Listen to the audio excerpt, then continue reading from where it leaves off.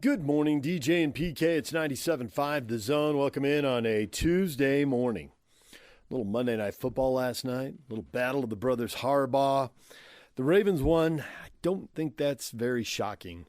The Ravens had to win. They were in a bad spot at 7-4. They couldn't drop to 7-5. They believe they are a Super Bowl team, or at least they want to believe they're a Super Bowl team and capable of beating the Chiefs and the Bills, and they just can't go out and lose to the Chargers and drop to 7-5. Thought they came with a really good game, and the Chargers playing with a little bit of house money. And honestly, a 7-3 record that's been built by beating the bottom of the league, actually doing pretty well against the middle of the league, but not capable against the top of the league. And they get beat by the Ravens. And that is not a knock on what the Chargers are doing, because Harbaugh came in there with massive salary cap problems. And they had to let a lot of people go and really rebuild. So to be at 7-4, I mean, they're just barely getting started, and he got dealt a bad hand. Except for Herbert. Obviously, he's got a talented quarterback. But as far as the rest of the roster, had to do a lot of work on the O-line, had to just start over at receiver. And I expect over the next year or two, they'll build that up. You know, the thing with Harbaugh is you can't argue with his success, right? He won at the University of San Diego. He won at Stanford. He won with the Niners, and he won with Michigan. I mean, he won the national title with Michigan. But he won conference title at Stanford, and went to the Super Bowl with the 49ers, and even USD, non-scholarship FCS football. You know, they were competitive. They did great in their league. I mean, just because USD's in San Diego, I'm aware of what they've been doing there. And he was there. It was the best of times. So he won a lot of games.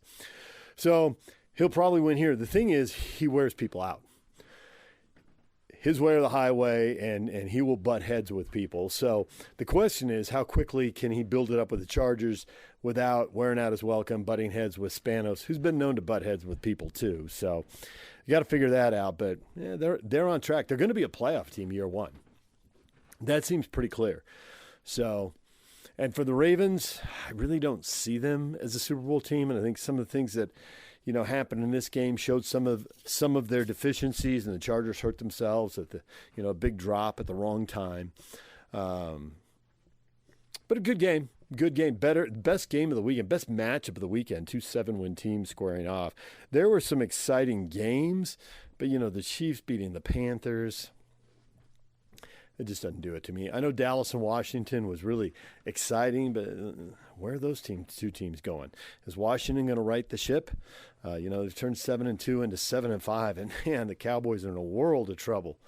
And yet, nonetheless, they can't beat them. So, ready to move on beyond that week, and now we got a Thanksgiving triple header, and the stakes will get higher from here.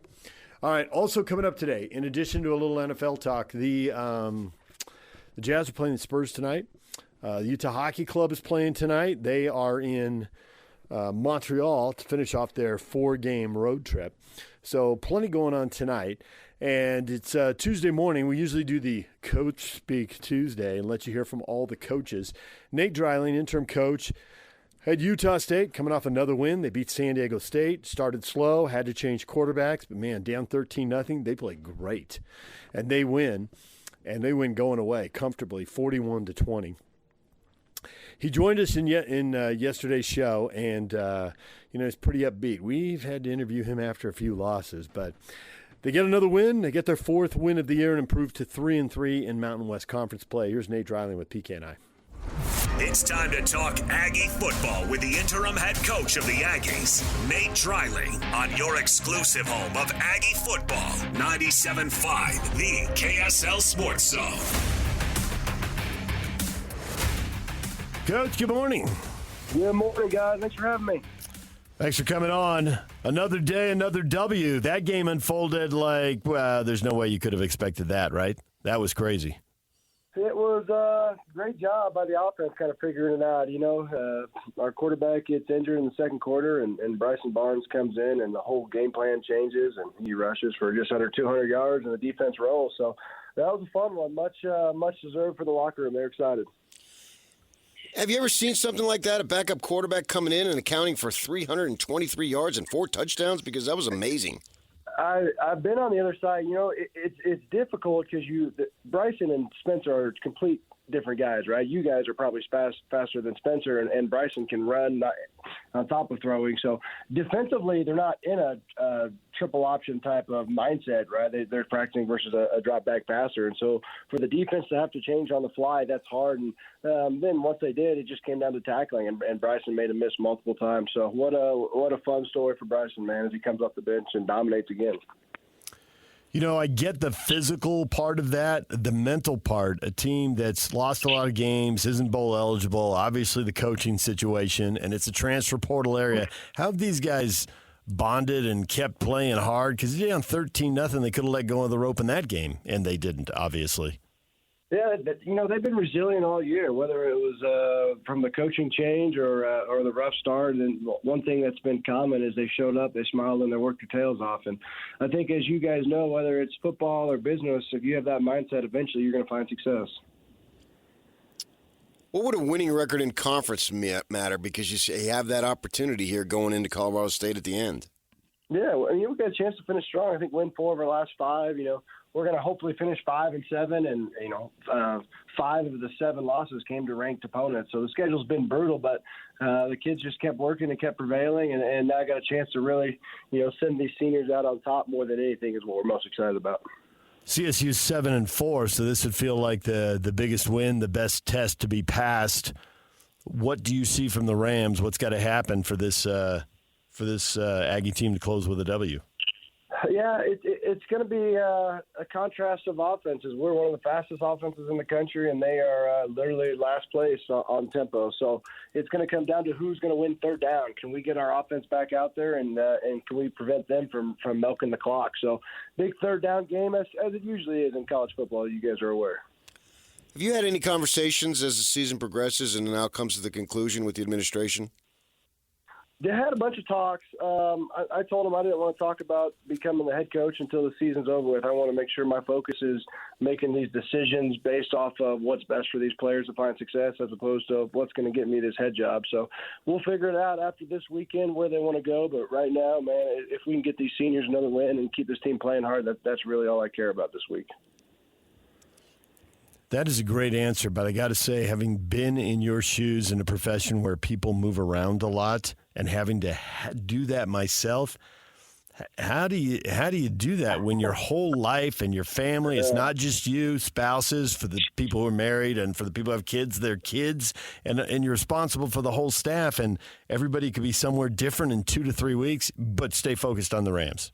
Yeah, no, you're exactly right. I think people need to realize what coaches' wives are and how tough they are for keeping the families together. Obviously, we work long hours, and in 2 weeks we could be living anywhere from New York to California. But right now, we just, one thing we focus on is just trying to have fun and enjoy. And there's always obviously the thoughts of, realistically what could happen. But if you just learn to take life day by day and keep rolling with the punches, man, that's worked well for our family, and hopefully we can manage through this one as well. What do you expect for a quarterback for the Aggies going into this game? We'll know more on Spencer's elbow. Hopefully we have both available, but just not 100% sure. But if not, obviously we got all the confidence in the world with Bryson.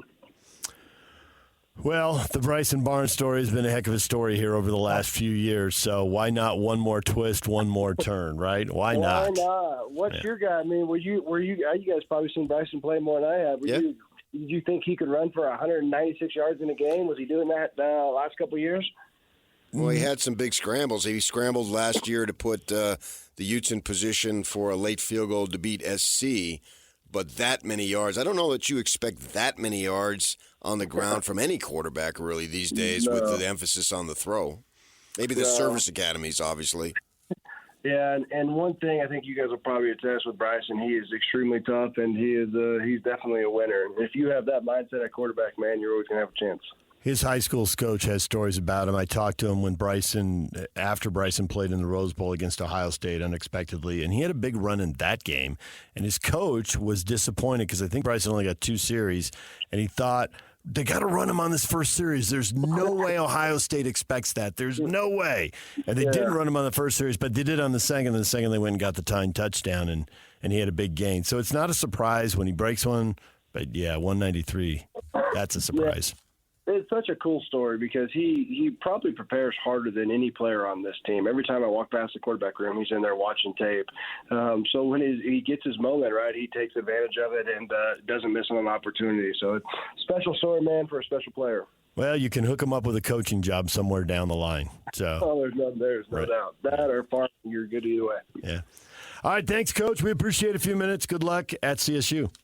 Thanks, guys. Take care. There's Nate Dreiling. I don't know where this is going for the Aggies in the long run. We all expect a brand new coaching staff, and with the transfer portal, who knows who's staying and who's coming and what the roster will look like. But winning is better than losing. So if you got a game, you might as well win it. And they've gone out and won a couple now.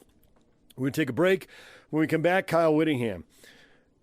Getting ready for the last game of the year. Very little talk about the game. A lot of talk about Kyle's future and what will trigger his decision to stay or to go. That's coming up. Stay with us. DJ and PK, it's 97.5 The Zone. Good morning, DJ and PK, it's 97.5 The Zone. Kyle Whittingham held his weekly press conference, and a lot of the questions were about his future. When's he going to decide whether to retire or come back for another year? What will lead to the decision to stay or come back? And, man, listen to him talk. It just, no matter how convinced you were he was staying for a year or how probable you thought that was, maybe convinced is the wrong word, the odds had to drop. Listen to him talk. And to me, the reason the odds of him staying dropped, and when he started talking about, it won't be about me, it'll be about what's best for the program, it made me think like there's multiple moving pieces going into this decision. And what is good for the program? I don't know who the offensive coordinator is, but does the OC not want to go through a transition? Are some of the best candidates only interested in coming? If there isn't going to be a head coaching transition, if that's the case, I can see where some people might not be excited about that. That might suggest that Kyle's gone here after another game. And then the other thing is, financially, what's best for the program? They need more money for NIL. And presumably, Morgan Scalley will not make as much as Kyle Whittingham. And presumably, the next defensive coordinator will not make as much as the current defensive coordinator, Morgan Scalley, is making right now. So in two high-profile, high-paid positions, they might be able to save quite a bit of money and maybe channel some of those resources somewhere else, whether it's the money to hire the OC or whether it's a significant amount of money to push not just this year but in upcoming years towards NIL. I could see that would be a factor. I'm not seeing that anything that you're going to hear makes it more likely he's staying. And maybe he is. Maybe he was just going big picture on it's about the program, and he'll be back for another year. And maybe the incoming OC wants to work for him, so maybe that's driving it. It's hard to know. And Kyle was answering questions, knowing full well he was going to leave it hard to know. It's what he wants. That's why he answered them the way he did. Here's Kyle Whittingham talking to the media. Our chances Saturday night to pull out the win, but didn't get it done. Took the lead in the game with, 5 minutes left, and couldn't get that last stop on defense that we needed, and unfortunately came up short again. So disappointing. A lot of positive things in that game. Exceptionally pleased with the way the special teams played. It was the best special teams performance of the season. Made some impact plays, recovering the muffed punt return from the opponent. Set the offense up on the 17-yard line, I believe it was, and we blocked a punt for a touchdown. And so some real impact plays that occurred special teams-wise. It was good to see because we had not done much of that this year. Luke Patari, thought he came in and really provided a spark. Luke, just like last year when he was called upon in the Colorado game, I believe it was last game of the season, will be the starter this week. Isaac will not be available. And so, for a guy that started the season as the fifth-string guy and really didn't have a whole lot of chance to play, just continued to keep himself ready every single week in case. And last week was the week that he got his opportunity and really did some good things. Came in and really provided the spark for us, and so that was good to see Luke do that. And again, he'll get the opportunity this week to be the starter. Some other performances, Dadrian Zipper came in and did a nice job. We missing a couple, two or three receivers, and so he had his opportunity and made the most of it. Had 4 catches. Big catch at the beginning of the game. It was a great catch on the deep ball. Keith Olson, our right guard. Again, where I said after the press conference, we're down to our fifth right guard, or fifth guard overall, and he came in and really played well. First opportunity to play as a Ute, and did some good things. So a lot of positives in the game, but again, weren't able to get the win. And now we got Central Florida on the road Friday, so a little bit of a short week. So today we'll be back on the field and practicing as if it was a Tuesday and proceed through our paces during the week. Central Florida, really potent on offense, leading the conference offensively, running the ball exceptionally well, as is the case with any Gus Malzahn team. You're gonna have a strong run game. They're running it for over 250 a week. And another couple hundred throwing the ball, so just over 450 a week of total O, scoring points, good on third down, good in the red zone. So it'll be a challenge for our defense this week to face that, particularly that rushing attack. So questions? I got Justin's question. You the spokesperson? Okay, yeah, got it. It's a two-parter. Two-parter today. Wow. Okay. It would seem that the old Pac-12 schools, not just Utah, have had a difficult time adjusting to the Big 12 conference. Do you have any thoughts as to why this is? Also, and we all have this question, any thoughts about completing your 21st year with the University of Utah? Okay. Well, it's my 20th year. Are you talking about next year? Oh, next year. Okay. Okay, let's see. First part, Pac-12. Well, Colorado's having no problem adjusting, as Arizona State isn't either. They're both seem to be faring very well. In fact, I believe they're 2 of the 4 teams that still have possibilities to play in the championship game, if I got that right. You okay? Okay. Then there's us, who obviously have our own struggles. Who am I missing? Who else? Arizona. Arizona is pretty much where we are, I guess, in the for the year, and so I don't have a good answer for it. Football's cyclical in a lot of ways, and you just got to do the best you can. But I know that, like I said, those 2, Colorado and Arizona State, are seemingly making a very strong transition.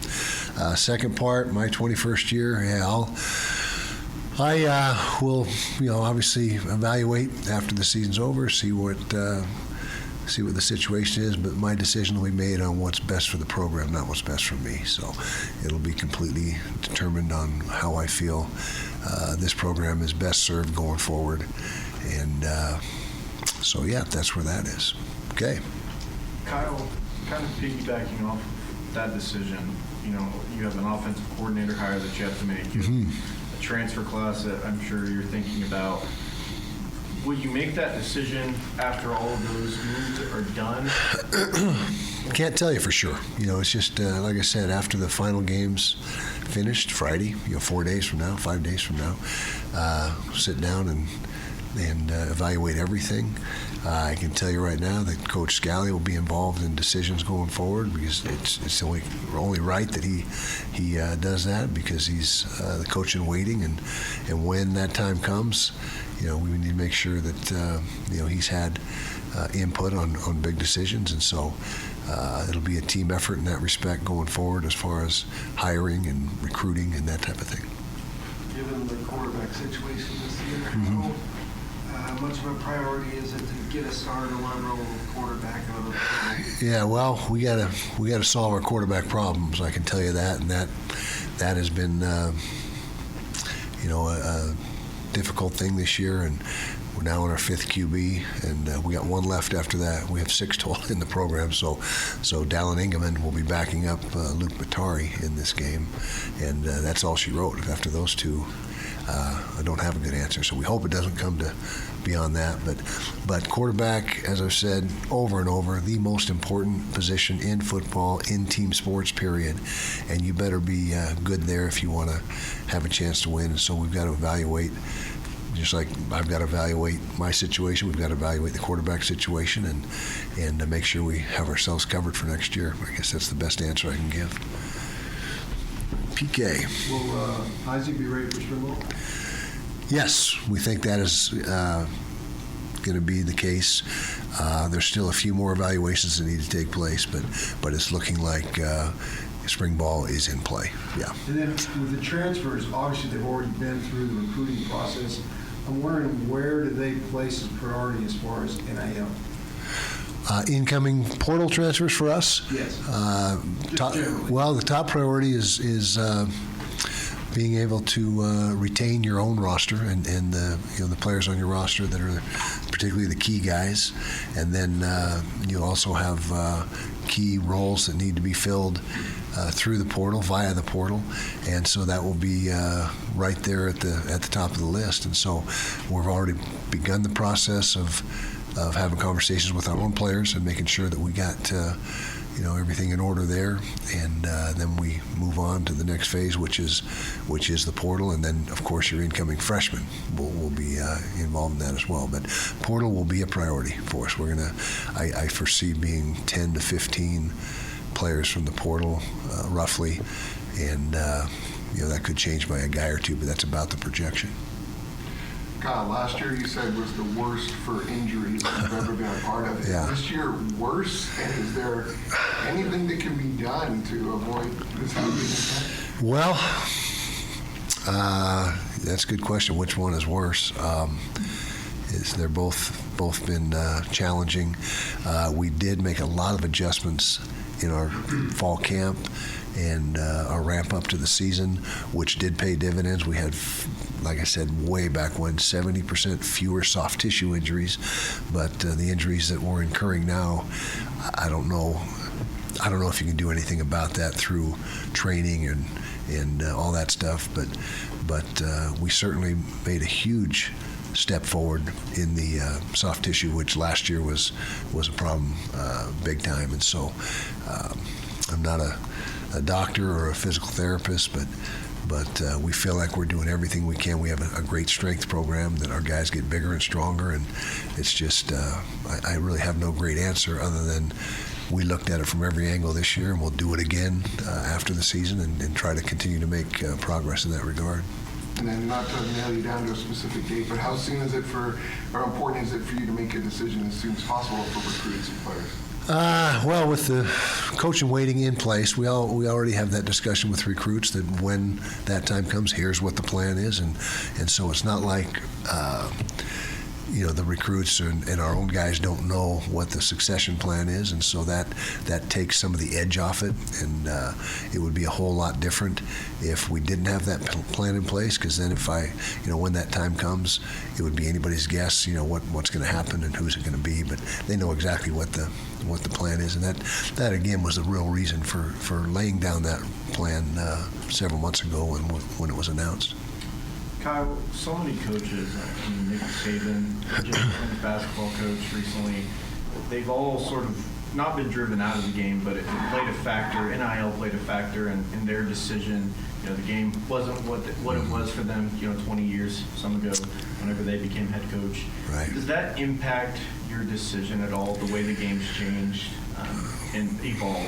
I think everything impacts that decision, and NIL is certainly the biggest game changer of them all. With the portal, they're kind of linked together in a way, and players, just the challenge of so much turnover in your roster, and playing for the love of the game now that's kind of a thing of the past. I mean, there's players that love football and would play if there wasn't NIL. I mean, that's not. I'm not saying that, but that seems to have taken a back seat to as far as their decision making anyway. Where am I going to play? It's who's got the best financial opportunity, and I guess you can't blame them. I mean, this is life-changing money for a lot of these guys that their families and everybody will benefit from, and so even it's here to stay. If you don't like it, get out, because it's not going to change, and so adapt or go a different direction, I guess. To kind of follow up on that, Cam was seen on the sideline for the first time in a while in a boot. What, I guess, have you picked up on in terms of his decision, and how early or soon do you expect him to make a decision on his future? I talked to Cam after the game Saturday, and we are going to visit this week and catch up and touch on that as well. What his plans are, and I have no inside scoop or anything right now as to what he's thinking. He's just just try to give him some space and let him sort things out and decide which direction he wants to go, and so have a better answer after this week.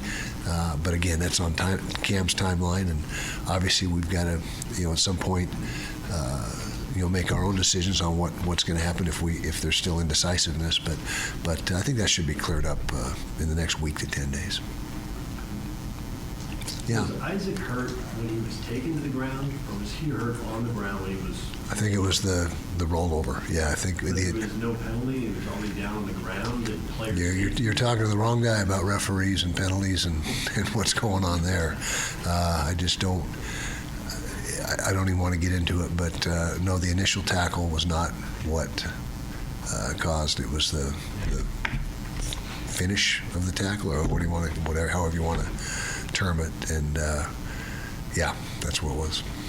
So piggybacking off of Cam's future, there are a couple of other guys who have been out for the season with injuries, mainly Kenan Johnson and Levani Mooney. Have you heard anything from the two of them regarding their future? Yeah, they both would like to come back as of our most recent conversations. Now that, again, is just like everything, is subject to change.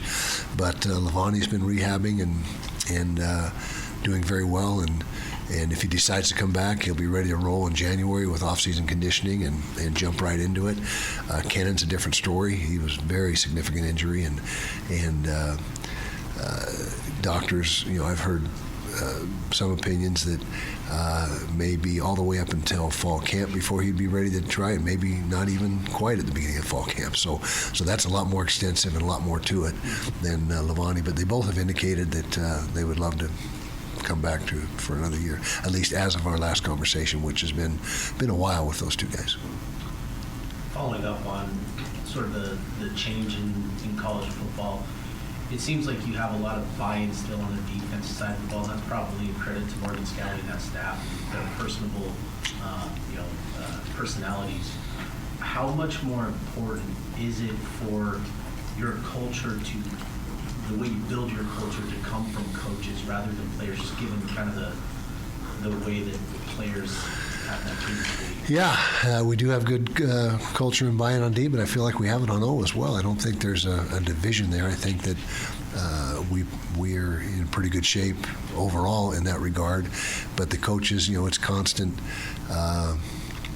teaching, indoctrinating new guys to our culture and how we do things, and more so than before, because like I said, the numbers are what they are. You don't have 80% of your team returning, teaching 20%. You got just over half of your team returning, teaching just under half of the new guys, and so coaches need to jump in and be a big part of that, and it's more so than ever, and I'm sure it'll continue to be exactly that way. That's how it is. Yeah.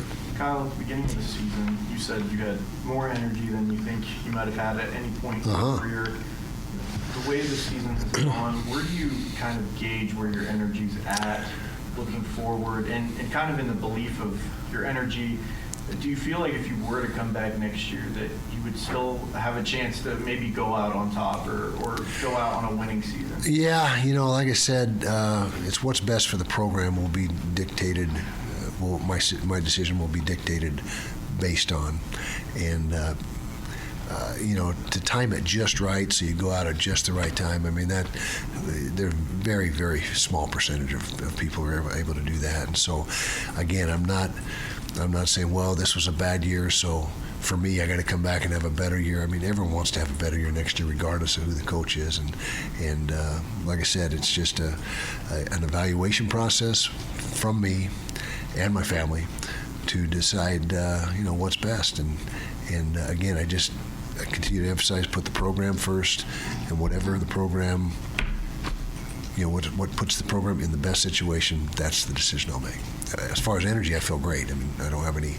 It's not like I'm beat down. The season's been a beat down mentally, but physically and just day to day, I've got plenty of gas left in the tank.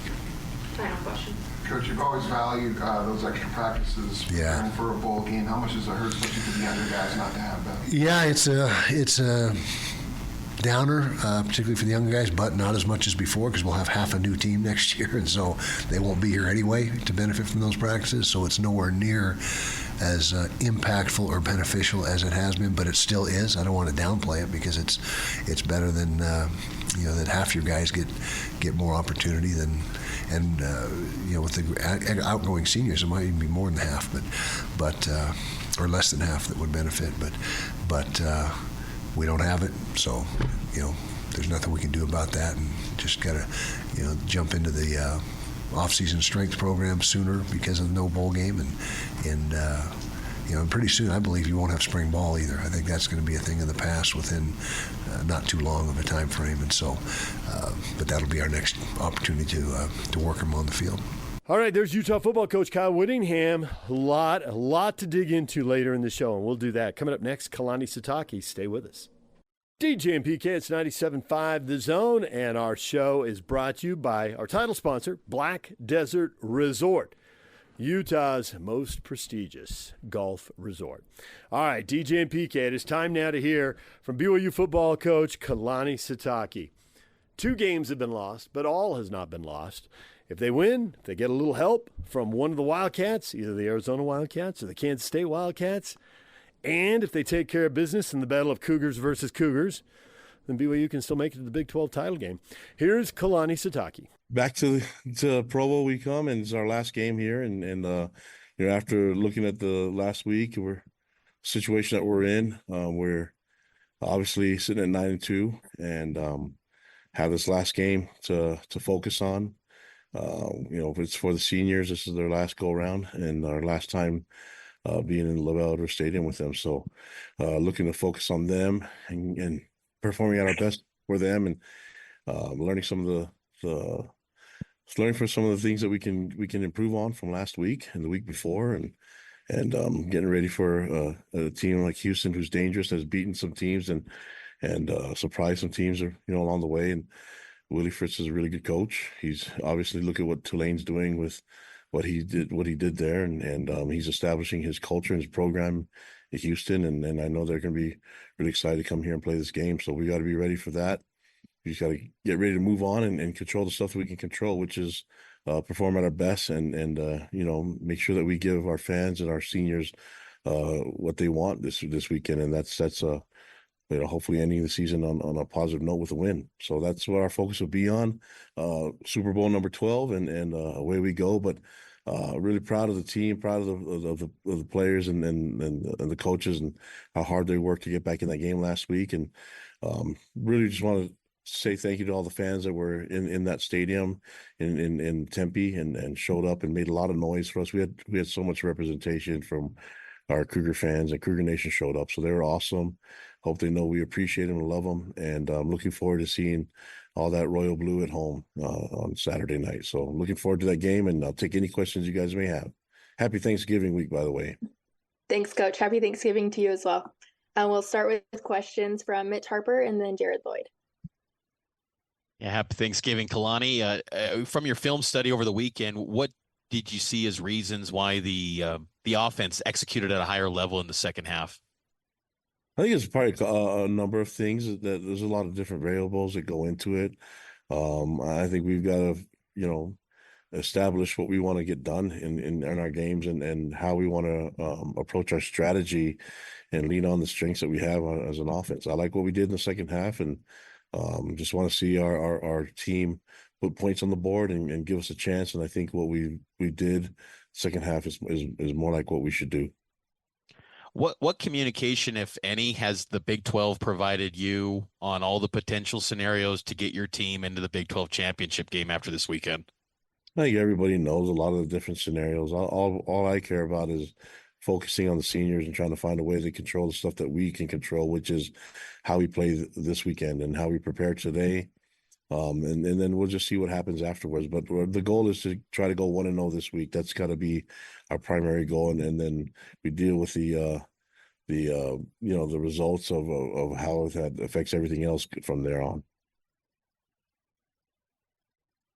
Kalani, there was audio allegedly leaked from the stuff that was going on in your locker room at halftime, particularly kind of a player speech going on. Is that a concern that these types of things get out, and whether that's being infiltrating the locker room or that type of thing? I just wonder what your response is to that type of thing. Yeah, Big 12 is looking into it. They're reviewing everything that happened in the game, from off on the field when the game happened to the penalties, to all these different things, to the incompletion or completion with Chase Roberts. All those things they're handling all that, and even the recording. So they're looking into all of that stuff, and they'll deal with it. I think I trust the Big 12 leadership and just let them handle that.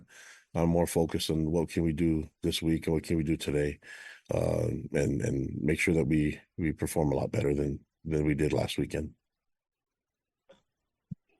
What's the message to the guys as far as getting? You mentioned after the game talking about winning this for the seniors and managing that energy and bringing it into this game. What's the message to try and make sure that that's approached the way you want it to be? Yeah, I think this is a great week for us to look at gratitude and appreciation.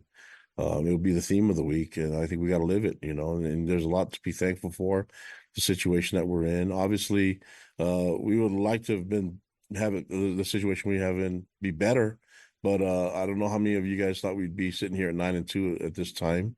I think we expected to be that or better, but now that we're dealing with reality, which is we're sitting here in this position and we can control, which is this week and what we do today.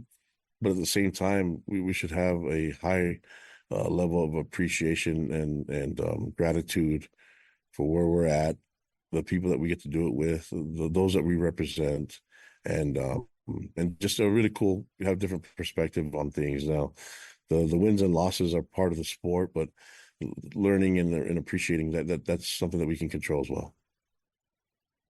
Thanks, guys. We'll take our next questions from Jake Hatch and then Jay Drew. Yeah, Kalani, you said you're happy where you're at 9-2 because, as you mentioned, a lot of people projected you guys to have maybe 4 or 5 wins overall. Now, as you look forward to Houston this weekend with the Big 12 title game still a possibility, what's the mindset? What's the message to your team? Yeah, just control this game. We can control what we got to do here and not focus on anything else but what we have, and that's playing against Houston. The preparation against Houston, we can't really be concerned about what everybody else is doing. We just got to be focused on this game and taking advantage of what we have, which is we have something great right now going into this last week, and we get to finish it at home. And we can find a way to get one for the seniors and also find a way to get in double-digit wins, get that in our column. So a lot of really cool things to play for. We're still we're in a conference. I mean, it's really cool that these guys are, I think even the fans, everyone's going to get used to being in the conference now. This is only our second year since we've had independence for so long. That there's still a lot to play for, and there's still a lot of really cool things that these guys there's still a lot of all conference accolades, things like that they can still earn, and there's a really cool. I mean, it's a really cool vibe that being in this partnership in the Big 12 is going to be a lot of fun, and still lots to think about, and lots to play for, but really focusing on the stuff we can control, which is our performance this weekend, and that starts by what you do today. Reports have emerged that Jay Hill may be in the mix for the Utah State job, among others. How do you handle in-season recruitment of your coaches versus preparation for games? The reports of Jay Hill possibly being the head coach has been around since he first showed up here day one. So he's very capable of being an amazing head coach anywhere that would want him. I'm gonna do everything in my power to keep him here because I love having him around. He's a great advisor to me and a great coach, and he's part of the family. So, but it makes sense why we have a lot of candidates to be head coaches on our staff, and so that means that we're doing some things right, and as long as we keep that going, I hope we can have candidates for head coaching jobs, that are mentioned every year, and that's this year no different, especially with him. Kalani, obviously you're going to honor a bunch of seniors Saturday. What are the characteristics? How do you describe this particular senior class and what they've done for the program? Oh man, these guys are awesome. I have just been able to see how much they've grown, literally in their body size, but also mentally, spiritually. They've become the men that their parents want them to become, and to do it and be a part of that path and be a part of that transition for me is a huge honor. And so these guys have sacrificed quite a bit to be here, and they've given up a lot of their effort, energy, to get this program to where it's at now.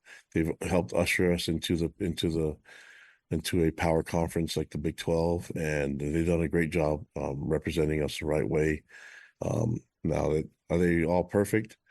No, but they are to me, and the one thing that they're committed to is learning and becoming better, and I value them and trust them and love them. But there's so much passion and energy and belief in this group. We're where we're at because of our senior leadership, and so that's why I'm trying to be focused on them and being part of a senior class that can go out with a win is huge at home in front of your fans and family. And so that's what I'm hoping to provide for those guys. But they mean the world to me, and we're in a position now because of their leadership and because of what they've done in the last 4 or 5 years. We'll take our next questions from Kevin Reynolds and then Mitch Harper. Hey, Kalani, I know you talked about it a little bit after the game. How's Harrison doing, and do you expect him back this week, and any other injuries from last week? I think Harry will be doubtful. Sad because he's playing such great football, but it's not season ending, so we're hoping to get him back soon afterwards. But I think this week will be a stretch. And we'll have to see how he progresses from today, even from yesterday to today. So never say never, but man, he's so important to us in our program. I just don't want to put him in harm's way if there's any. I mean, it's a game, but we're talking about his livelihood. So whatever we can do to allow him to recover and be at his best, that's what we're gonna do. Yeah, he's doubtful. Who else did you ask about? Did you ask about anybody else, or is that just Harry? That was the main one. And then just kind of going off of Jay's question, Tyler Batty in particular, I know he talked about coming back because he thought this team could be good in the Big 12 and he wanted to finish out kind of his years here. How much did you talk to him specifically about coming back to be a leader on this team, and how much has he meant to you in particular? Yeah, he's meant so much, and he's been through so much, and he's been offered so much, and so he's got to have opportunities and to have, I mean, that's kind of, I don't think it's a secret that people have been trying to get after other people's players. And so he's definitely could have gone somewhere else for money if he wanted to, but he's all about legacy, and he's all about doing what he can to help this program. This is his home. And so a lot of what we've done is you can see in the way he plays that he wants this place to succeed, and we've done some great things because of him and because of his teammates that are seniors. And so it's been a huge addition to our program. I love coaching him. I love what he's about. He's a local product from Payson, and he's one of the many seniors that we're going to honor. And yeah, just the program is in good hands because of him, and because of his teammates. But feel really good about what he's done here as a player and as a captain. Kalani, wanted to follow up on your comments about the Big 12 looking into that audio and the penalty or the lack of penalties, things like that at the end. What does that entail? Like, could there be a fine for ASU? Like, what are they looking into? What could that lead to potentially? Well, I don't know. I didn't really check into it. I don't. I just trust the Big 12 and then the leadership and for them to look into things. I'm not. The game's done, so I'm not like sitting here complaining about anything. We just got to move on. But that's their job, is to look into stuff and see was it done, was everything done the right way, and I want to let them handle that. I can handle what I can control, which is getting the team ready to roll. And I'm proud of these guys and doing it for the seniors. That's what these seniors have done so much for this program, and I've learned so much from these guys, let's give everything we got for them because they've done it for us, and so that's kind of the goal. Let the Big 12 leadership handle everything else, but we're gonna be focused on our next opponent. And with these seniors, 20 I see are listed. They navigated a pandemic. Some of them.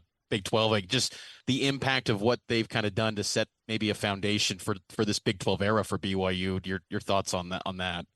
Oh yeah, I mean it's a huge part of where we're at now. They're a big part of us getting into the Big 12, us making sure that we represent well in the Big 12, on and off the field, in the classroom. Just the way they carry themselves, seeing them interact with the other team and their fans. I mean, they've done a great job, and so like I said, I love coaching these guys. I want to do everything I can to help them, but this help them get a win. But the program has been led by them, and I've been really pleased with what they've done overall with this team and all these seniors. They can be really proud of what they've done and how the program is going right now because of them. So that's I can't say enough to show my appreciation and love for them, but man, they're awesome. We'll take our last questions from Jake Hatch. Kalani, obviously there's going to be changes coming to roster sizes. It's going to be pared down to 105 players. How are you going to handle that, obviously, going forward? I know it's a bigger picture question, but how are you going to handle it? I think a lot of coaches are kind of voice their opinions on it, and not a lot of them are happy about it. So it's a struggle when you have to cut your family down, and you have to trim the roster, and it creates a lot of issues. And so for us, we'll have to figure out how to do that and to get the roster down to 105. I think that's going to be a difficult thing for a lot of teams, not just us, but it's pushing guys out that have done so much for our program, and that's always a hard thing for me to deal with. And so I'm no different than anyone else. I mean, they all love their players too, and so it's an unfortunate part of the rules, but we got to abide by them, and we'll do the best we can with it. I was also going to ask you with regards to Thanksgiving this week, how is your schedule adjust, if at all?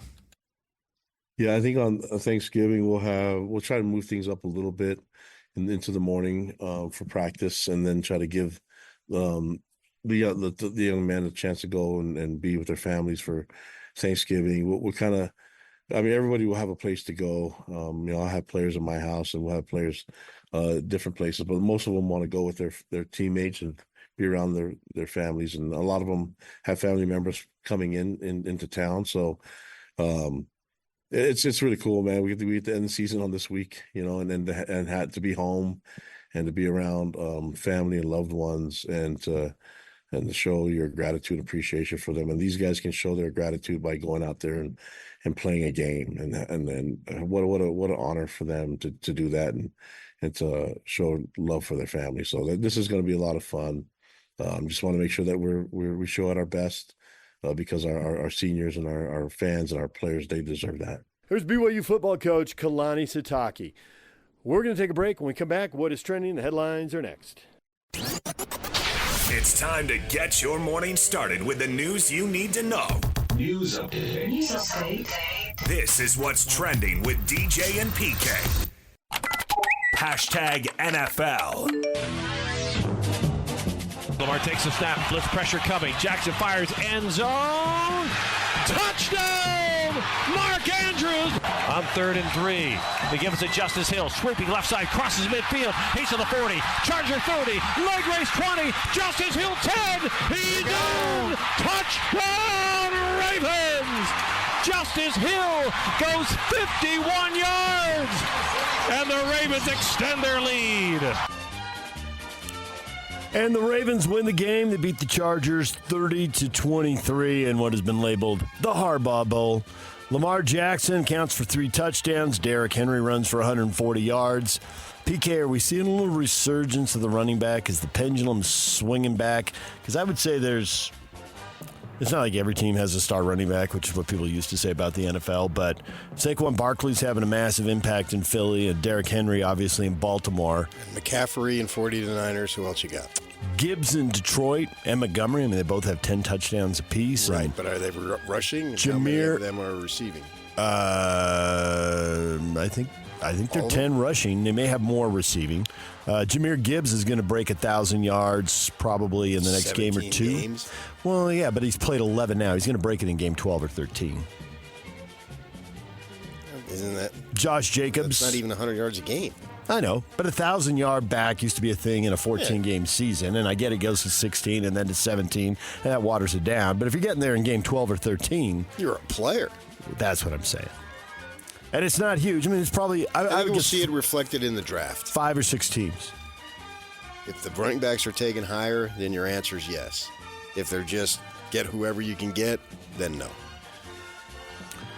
The 33rd team, founded by Jets general manager Mike Tannenbaum, has been retained by the Jets to help them in their search for a new general manager and head coach as the franchise reboots. He's going to team with the former Minnesota Vikings GM Rick Spielman to provide data and insight. Okay, see if they get it right. Maybe the GM hasn't been the problem, though, but whatever. They got a job out of it. Maybe it's the owner, since it's been going on for years and years through multiple GMs.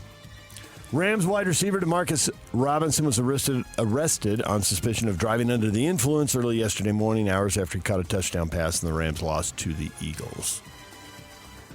DJ PK. #college football. We'll, obviously evaluate after the season's over, see what the situation is. But my decision will be made on what's best for the program, not what's best for me. So it'll be completely determined on how I feel this program is best served going forward. So yeah, that's where that is. Kyle Whittingham on his future. 20 years. Will he have a 21st year as the head coach in the Ute program? I guess you can go to a press conference and make something sound the way you want, but man, it sounded more like he was gone than he was staying, as opposed to a week before when he was talking and it sounded, he's to me like he's probably staying off what he's saying right now. It's murky, PK. It's murky. Unless you've got some clarity. Bye, baby. You think he's gone, huh? After listening to that, I definitely started leaning that way. Yeah. He definitely started leaning. Oh, I don't know what he's going to do. I mean, I don't know for sure. I told you. That's why I used the word murky. Definitely leaning. Yep. Wow. No, it wasn't leaning, man. Your foundation does not have any limbs. Wouldn't there be roots? You don't go out on a limb. Yeah. You think he's gone, huh? Based on what you heard yesterday. I'm trying to figure out, what's best for the program. I guess we can get into this later. But winning. Does he... Yeah, right? Does he... That's always good. And the other thing that's good for the program is money, because presumably that would lead to winning. So does he free up money to hire an OC, or does it free up money that they slide around in the budget and they get more towards NIL, or is there an OC who doesn't want to go through a coaching change? And that, I'm trying to figure out what is best for the program. Well, I think that, is it an issue for recruiting? There was some kid, whoever, what it's worth, I don't know who he is or how good he'll be, but he decommitted the other day and is going to USC. Yeah. Whoop-de-doo. But I guess, you can take that. Our guy Sam Farnsworth was on saying that this is impacting recruiting. We'll see more of it. So, does that coach in waiting Mitigate it to a degree? Yeah. Does it eliminate it? That's open for debate. Because who's to say that the position guys will be kept? It's not just Morgan being the head coach. You deal with 3 coaches in your recruiting process, basically. The one who's recruiting you, who has that geographical area, isn't necessarily your position coach. Maybe it is. And then you're dealing with your position coach. So actually 4. And then that could be the coordinators and then the head coach.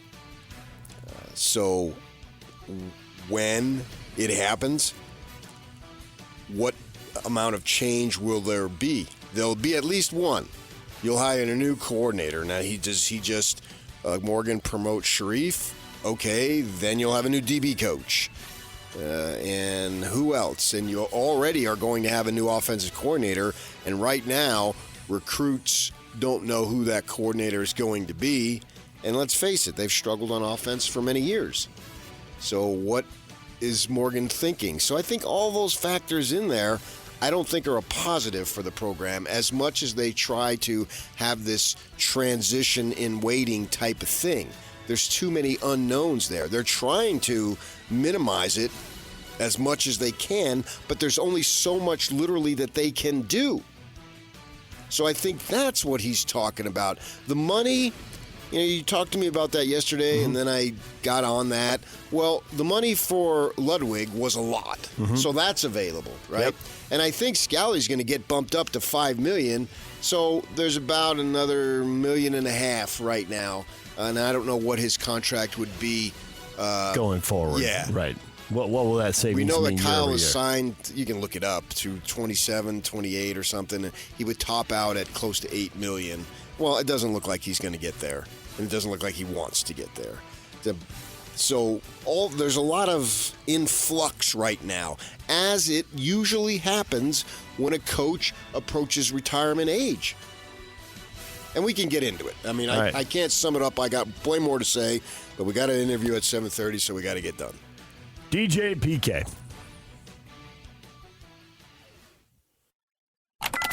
Hashtag Utah Jazz. Jazz face the Spurs in NBA Cup action tonight at the Delta Center. Tip-off set for 7 o'clock. Coverage here on The Zone will begin at 6. With the pregame show, it's the Spurs again. It feels like they're playing these guys every week. 4 games, and then they'll be done with them and won't see them until next season. Well, maybe the playoffs. Good one. Keep it coming. Saw him without Wembayama last time, but that kind of changes things. What'd you say? Well, they saw him without Victor Wembayama. He sat the last game out. Just saw a thing on how many shots that guy's taken. The last game out? He sat out, I think, 3. I think he sat out 3 in a row. Okay. All right. Just saw a thing on how many stats he's taken from perimeter. I thought Chris Paul would help change it. How many shots he's taking from the perimeter? It's like a little over a third of his shots or 3-point shots. Well, that's the game now, isn't it? Get him some easy bucket. Well, I mean, it's dunks and 3-pointers, and you'd think the 7'4" guy'd have some dunks. He doesn't have any dunks? Thank you, PK. DJ and PK. Hashtag NBA. Dubbed Harris by Fox. Dishes to Shea, lifted high right. Cross court left to Dub open. Strokes a wing 3 that's on line. Cha-ching at under money ball. Anunoby, corner 3. He got it. This is insane. It's a career high. God. 38-point night for OG Anunoby, and we're not yet into the fourth quarter. Way out near the timeline. Beasley comes in screen. 4 seconds, 3 seconds, 2. Jaden Ivey from the baseline. Buries it at the horn.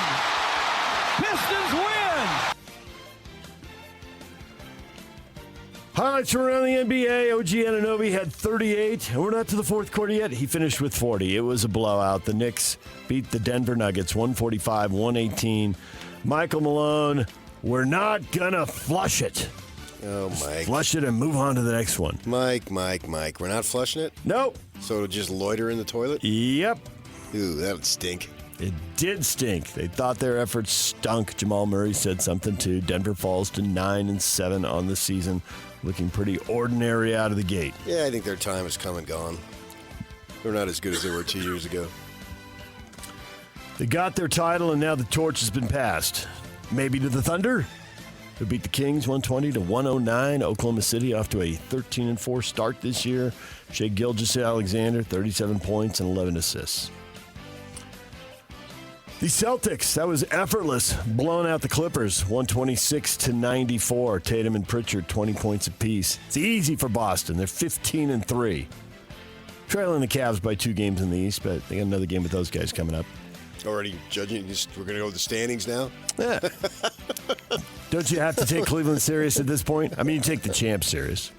But I don't take the standings serious. It's 60-some games to go. If you're going to start reading standings in November, oh boy. Warriors blew an 18-point lead. Ended up losing to the Nets. Nets come back and win 128-120. Warriors are second in the West, if I can read some more standings. DJ and PK.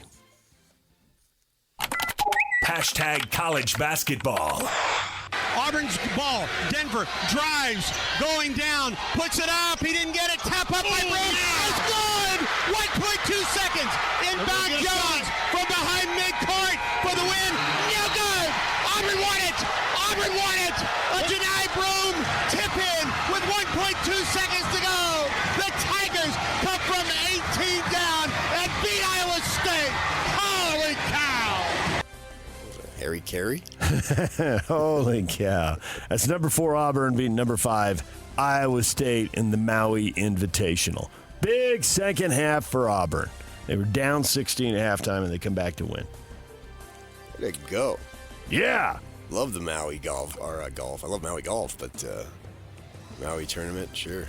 A lot of close games. Memphis beat number 2 UConn in overtime, and Dayton almost got North Carolina, but the Tar Heels hold on 92-90. So, good games out in Maui.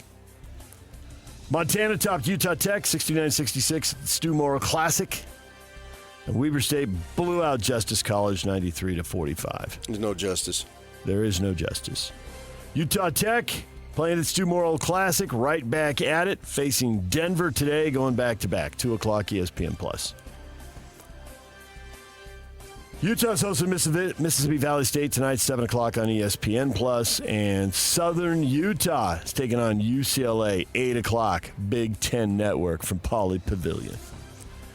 DJ and PK. Hashtag Major League Baseball.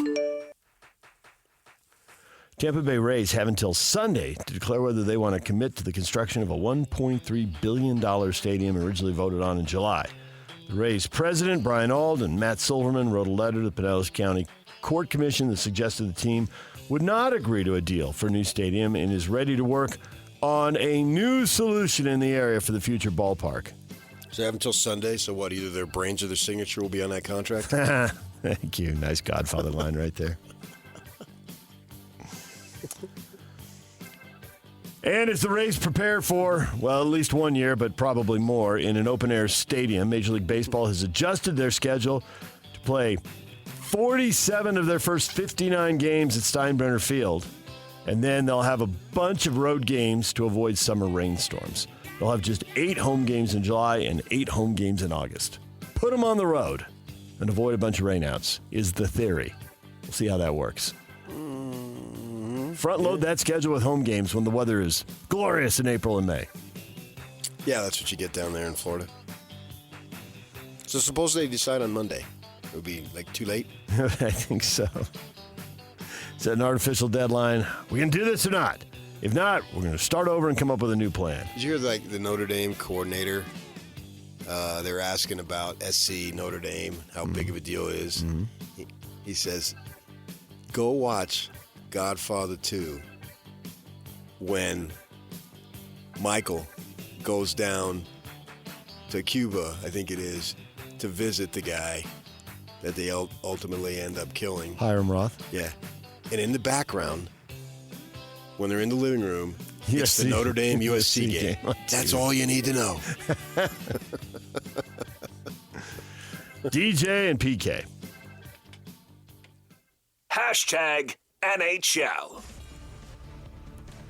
Utah Hockey Club wrapping up a 4-game road trip in Montreal tonight. The Canadiens struggling out of the gate, last place in the Atlantic Division. A winnable game for the Utah Hockey Club. Puck drops at 5. Hockey night, a.k.a. hockey afternoon, starts at 4 o'clock. You know, when Gordon told me 23 years ago, don't let him break down the Atlantic Division, I had no idea it would be the NHL. Yeah, me neither. Welcome to the new world, PK. When you live long enough, you see it all. There it is.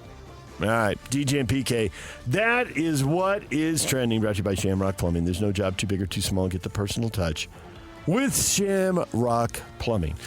Coming up, next segment, Brett McMurphy, National College Football Insider for the Action Network, will join us. We'll talk college football with him, see what he thinks of the playoff picture, and Frank Dolce, former Ute quarterback, coming up at 8 o'clock. Plus, it's a Utah Jazz Ticket Tuesday. We'll give away tickets to see the Jazz and the Mavericks at the Delta Center on Saturday.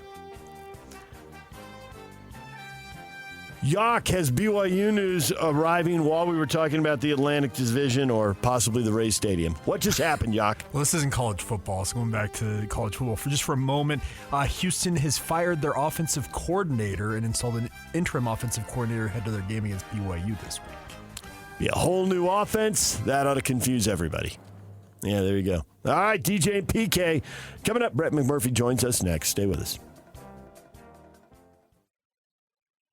Hey, bro. You hear us every day with our crazy opinions. Hey, what you doing? Well, now, it's time to hear from you. Hey, great show. Download the KSL Sports app and fire off your thoughts with the call-in tab on the bottom of your screen. Your show is fantastic. It's the one that captivates me the most. You can tell PK to stop singing. Cheap bangs! Cheap bangs! Let Jake and Ben know what you really think of the Jazz. Woo!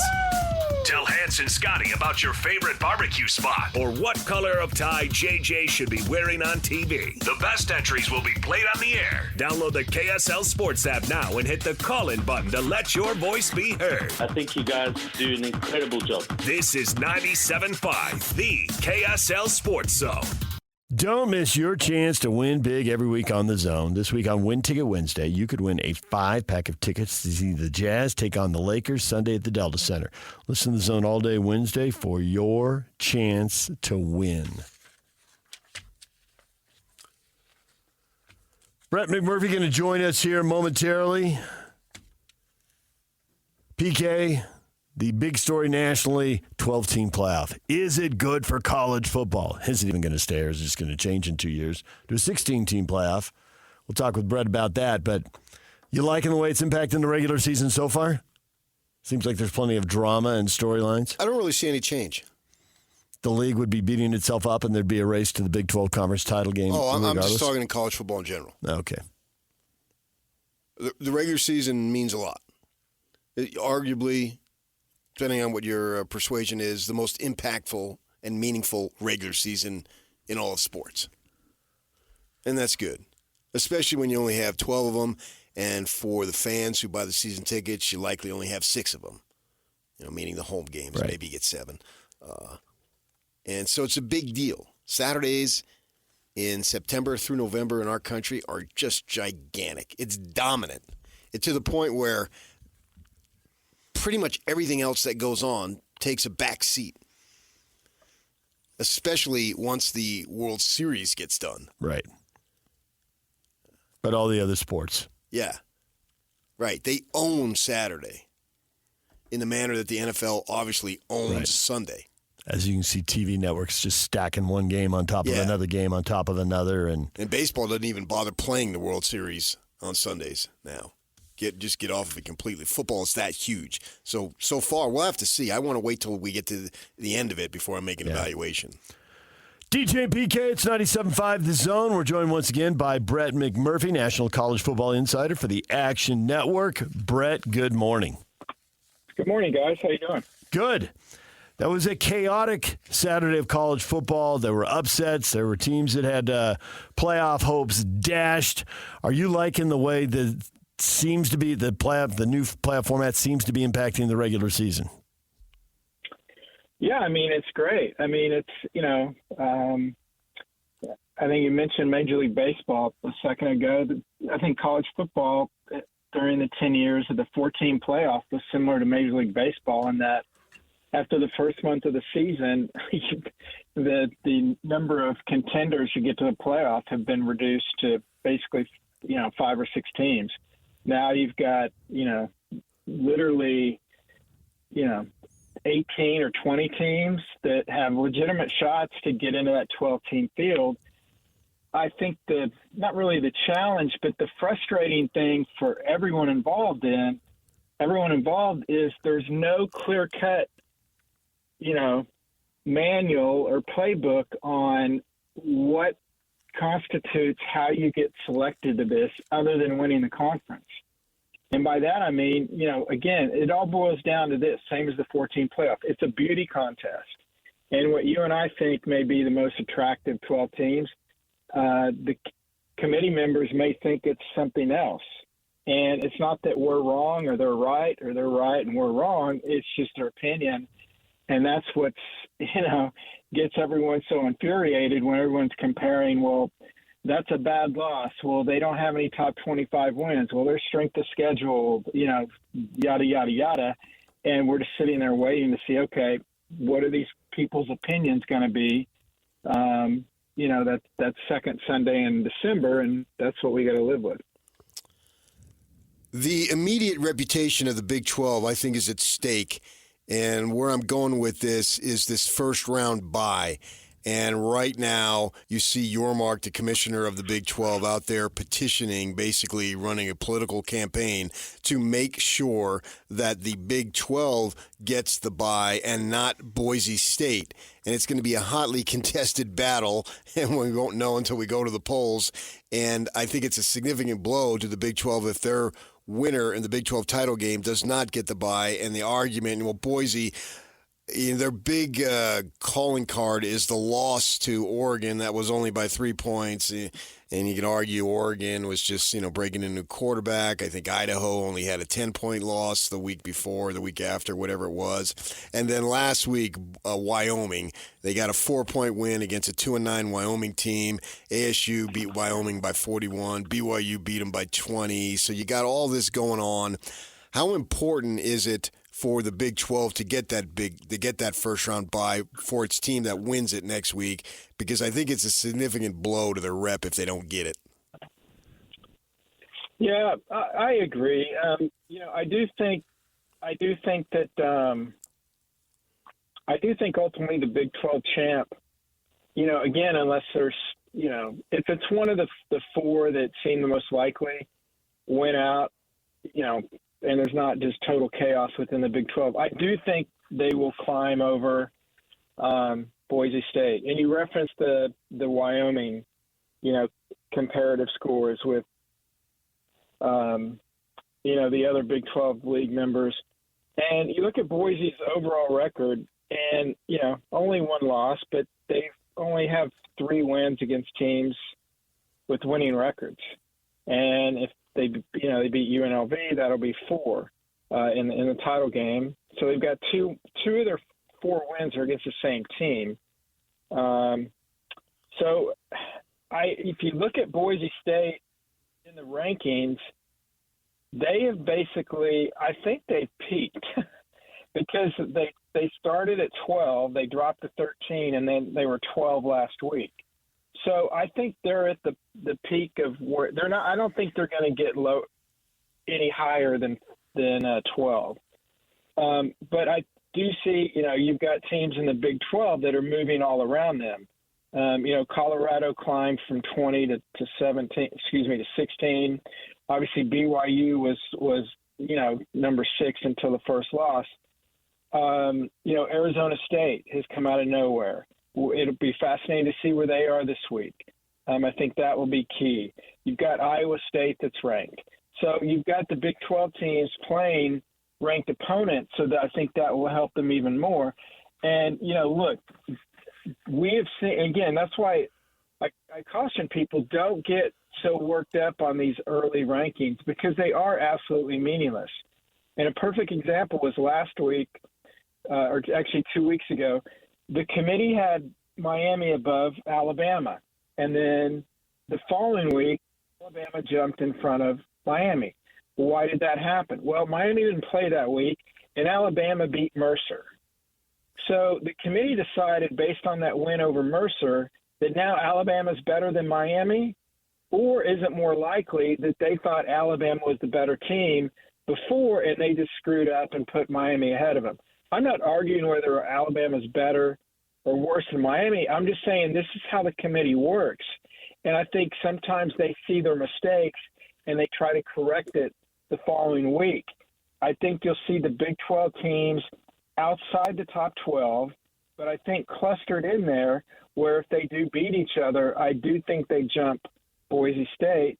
And heck, there's a possibility Tulane could make a strong move and even jump Boise State, because Tulane, has a much better resume, if you will, but they haven't had the publicity, they haven't had the narrative, and they can end with a ranked win over Army also. Right.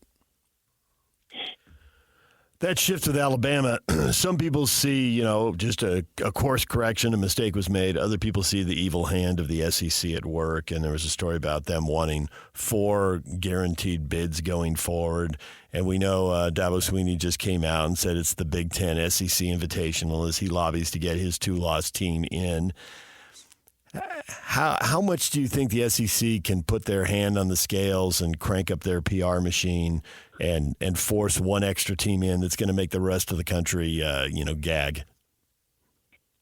Well, again, they don't control the 13 people on the committee, but they do have a lot of influence.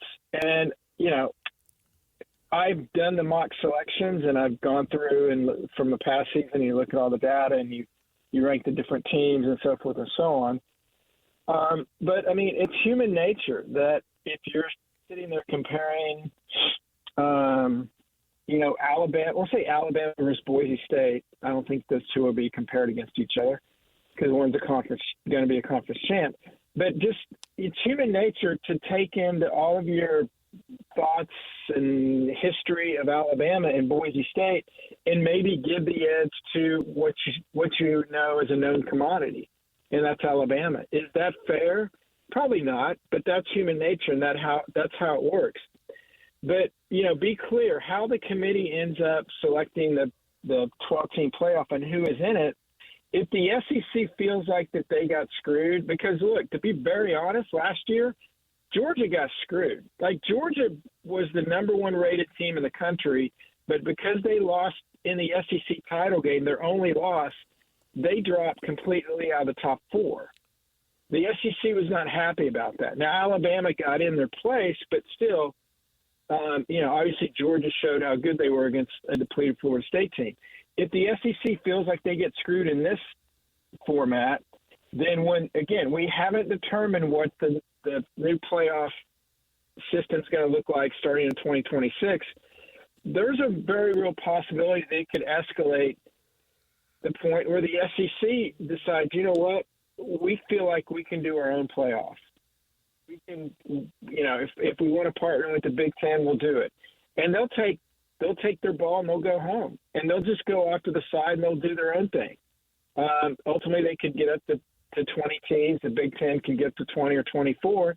And then you've got, somewhere between 40 and 48 teams, which arguably would be the biggest brands in college football and have their own playoff. They don't need – and look, I'm an Oklahoma State guy. They don't need the Big 12 to be part of their playoff. They don't need the ACC. They certainly don't need the Group of 5.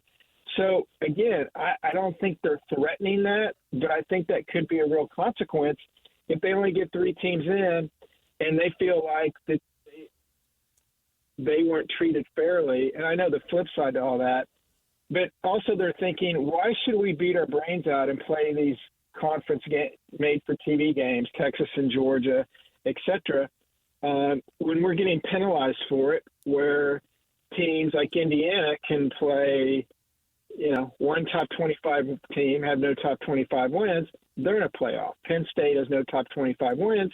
They only have 1 loss. They're in a playoff.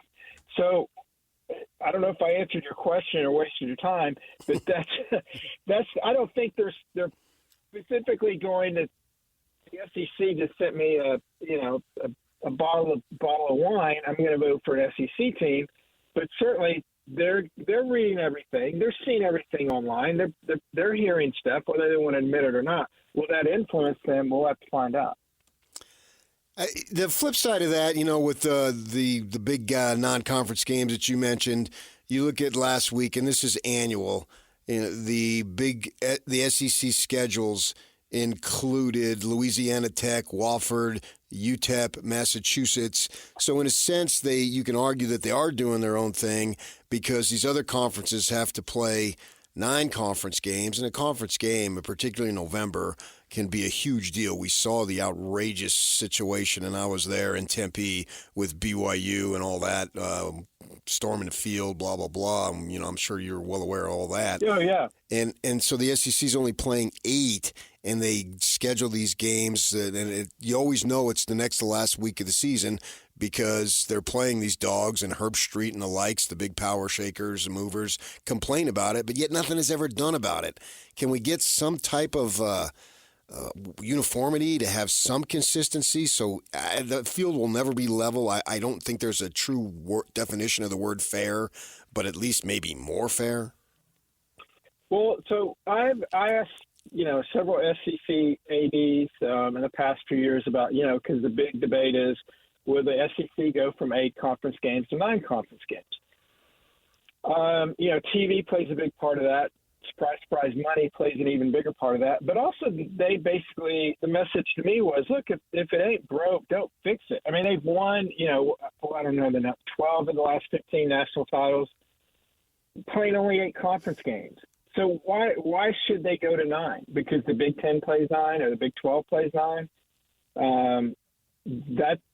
That doesn't impact them at all. They're supposed to do what's best for the SEC. And look, believe me, I'm the last person that's been in the SEC.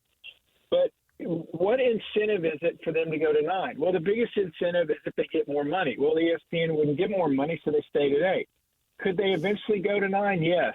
But when you talk about, you want everything to be the same, if you're the SEC, how should you be the same as the Big 12 or the ACC? And certainly I'm not even including the Group 5. You have established that you have won a dozen national championships in the last 15 years. So why should you change to be like that? You could argue, why shouldn't other leagues change to be like you? Again, I'm just being devil's advocate. No, I got you. And the schedule you bring up, and everybody brings this up. Yeah, I understand it.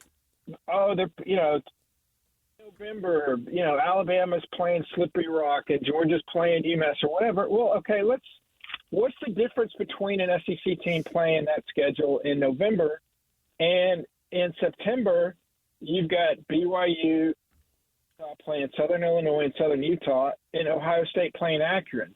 Everybody plays a tomato can. It's just where you put them on the schedule.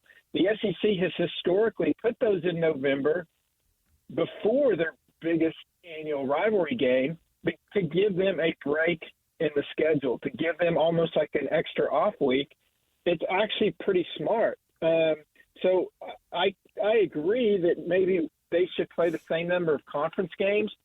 But again, there's really no incentive for them to add another additional conference game, especially now if they're only going to get 3 playoff teams in, and now you want them to play a 9th conference game. You're giving half of the league another loss in league play, and we've already seen what's happened this year when they're playing, more marquee games within the conference because of TV. So, again, I know I'm coming off like Mr. SEC, but I'm trying to give you basically what they're looking at it and how they look at it. And you make valid points, but that's why we're never going to have a conference commissioner, because you're not going to put somebody that's overall head of everything in college football to make everything the same, because you're basically telling the SEC, okay, this guy's going to be your boss now. You're telling Tony Petitti, the Big Ten, this guy's going to be your boss. That ain't happening, guys. Greg Sankey answers to the SEC presidents. Petitti answers to the Big Ten presidents. They're not going to have somebody over them that tells them, okay, you've got to play 9 or 10 conference games because these other 2, quote, power leagues are doing that. If I'm your Mark, then I go to 7 conference games. If you could find, if there was value TV-wise, why not? But I mean, Alabama opened with Western Kentucky and then is playing Mercer. So it's not like that first game. That tomato can was right there in Western Kentucky in the first week of the season, August 31st. Everybody does. We can go through everybody's scheduling philosophy. Every power conference school. There are a few exceptions. West Virginia's one. They're crazy. They play like 10 or 11 Power 5 conference schools. So I don't really have Power 5 anymore. But it's basically you play one non-conference Power 5. You play one, depending on if you have 8 or 9 games, you play 1 or 2 Group 5, and then you play one FCS to get the 4 non-conference games. You have 3 non-conference games, and you go one Power 5, 1 Group 5, one FCS. Everybody does that. Everybody. There are a few exceptions, but basically that's what everybody. Miami played Florida A&M, Ball State. That's their non-conference schedule. They played Florida, so that's how everyone does it. There are some exceptions, so it's easy to slam on the SEC. They're an easy pinata, especially when they talk about how great the conference is, and we've kind of buried the lead. I don't think the conference is that good this year. I think it's really balanced. Unlike past years, they do not have a great team, and I love chaos. I want to see Texas A&M beat Texas because I don't think 10-2 Texas deserves to be in the playoff. They'll have as many top 25 wins as you and I have, and that's 0. And what's their marquee win? They'll have 2 wins over. I mentioned Boise has 3 wins against teams over 500. Texas has 2. Vanderbilt and Colorado State. Now, is that a playoff team? I don't know, and that's the problem, getting back to what I said earlier. Because you don't any top 25 wins on your schedule or top 25 opponents on your schedule, does it mean you can't be one of the 12 best teams? I don't know. It's an endless argument, and that's why this makes it so fascinating and frustrating for everybody. A lot of the great points that you guys brought up. Yep. Thank you. All right, Brett, we appreciate the time as always. Next time, divisions. Do conferences need them? Because these tiebreakers are bizarro. And Texas kind of gets screwed not playing this conference schedule. If they were in a division in the SEC, they might be getting a few more winning teams. But we'll just go round and round forever, so we'll leave it right here for now. Thanks, Brett. You got it, guys. All right, we appreciate it. Brett McMurphy, National College Football Insider for the Action Network. DJ and PK, it's 97.5 The Zone. Frank Dolce is talking Utes. Transition up on the hill. What is good for the program? Kyle Whittingham was laying that out yesterday. Frank Dolce coming up at the top of the hour. DJ and PK, it's a Utah Jazz Ticket Tuesday. We're giving away tickets at 8:30 right here on The Zone. Now let's get this party started. This is Hans Olsen and Scotty G. This story is crazy about becoming an ultimate Aggie, which apparently is getting up on that bull naked. What bull is it? Is it the one that's by the Estes Center? Isn't that bull like bucking? I'm just wondering how 5 nude men could fit on that. It's a big bull. 5 nude men could fit on that? 5 smaller men, probably could make that work. There you go. That's the size of the thing right there. Okay, it's not bucking. You could probably fit upwards of 10 naked men on that. So in order for you to be the ultimate Aggie, you have to be naked? Yes. I did not know that this was a thing. See, I would think if you were going to be an ultimate Aggie, that it needs to be solo. Because these 5 were not solo. And that's where a lot of guys up at Utah State are like, hey, let's maybe dial that down a little bit. Easy. One ultimate Aggie at a time. Catch Hans and Scotty weekdays from noon to 3 on 97.5, the KSL Sports Zone. The band of the day today is Kings of Leon. It's brought to you by Live Nation for the live concerts and events in 2024. Check out livenation.com. Well, you listen to Brett McMurphy there talking about the SEC, saying he doesn't want to make excuses for the SEC. And anything you do to explain what they do sounds like an excuse. I thought the most important thing there was what about the whole take their ball and go home scenario and just build a playoff with a Big Ten. And really, regardless of how many teams they get in the playoff, this might do that anyway. Create more games. I don't see that happening. Really? Is that in the best interest of the sport? Depending on how they expand and whether they have teams from all parts of the country. I mean, I think... Is that in the best interest of the sport? I don't think so, but I can see why they would think so. Yeah. You got to be careful not to spite yourself. You got a good thing going. Just keep it going. Though, if you want more teams in, expand the playoff to 16, and then the odds of you getting that fourth or fifth team in go up. Oh, and then they'll want 6 or 7. They probably will. That's like if you want to eliminate move the bag back. Yeah, I mean, close plays at first, move the bag back. I mean, you just. But that's how we got from 4 to 12, isn't it? Create more games, create more TV but money. I don't think that was the SEC driving it, because if that's the case, following along Brett McMurphy's logic, they were winning it all the time anyway. Yeah. So why would you want to change it? I think that proves my point in that it went from 4 to 12 because it's in the best interest of the sport. You don't want to kill it and make it regional. I agree with that. No matter how great it is in the Southeast, you still don't want it regional. You're making money off other states and other time zones. Yeah. And you can't devalue a whole half of the country. And you already don't have the Northeast the way you should. Gave that up a long time ago. No league formed up there, the independents, it didn't have any juice, and it became pro sports territory. Right. After World War II, the pros just took that thing over. Yeah. I mean, I didn't pay a lick to college football except for the Rose Bowl, and that was it when I was growing up back there. But, man, I could tell you everything about the L.A. Rams. You know what I mean? I do. Yeah. And so you got to be careful on that. That sounds like, well, we'll take our ball and go home. Try it. See what happens. You're going to spite yourself there. I think that the SEC, in a sense, Sankey's the guy now, and I've heard him talk about this. He has to be aware of what's in the best interest because they have so much power for other folks beyond themselves, because that's in their best interest. Because suppose we're down the line, and it won't affect him, obviously, because this is way in the future. Other schools just, well, forget it. We're not even going to play. And then don't kill the cash cow, man. Keep it producing more and more cash. What's in the best interest of the game? 4 to 12 teams produced more cash. Right, exactly. And I agree with what McMurphy's saying. This used to be like baseball. I think baseball has gone way beyond that. They've added 2 wild cards. So now there is extensive interest, and the local television ratings will show that.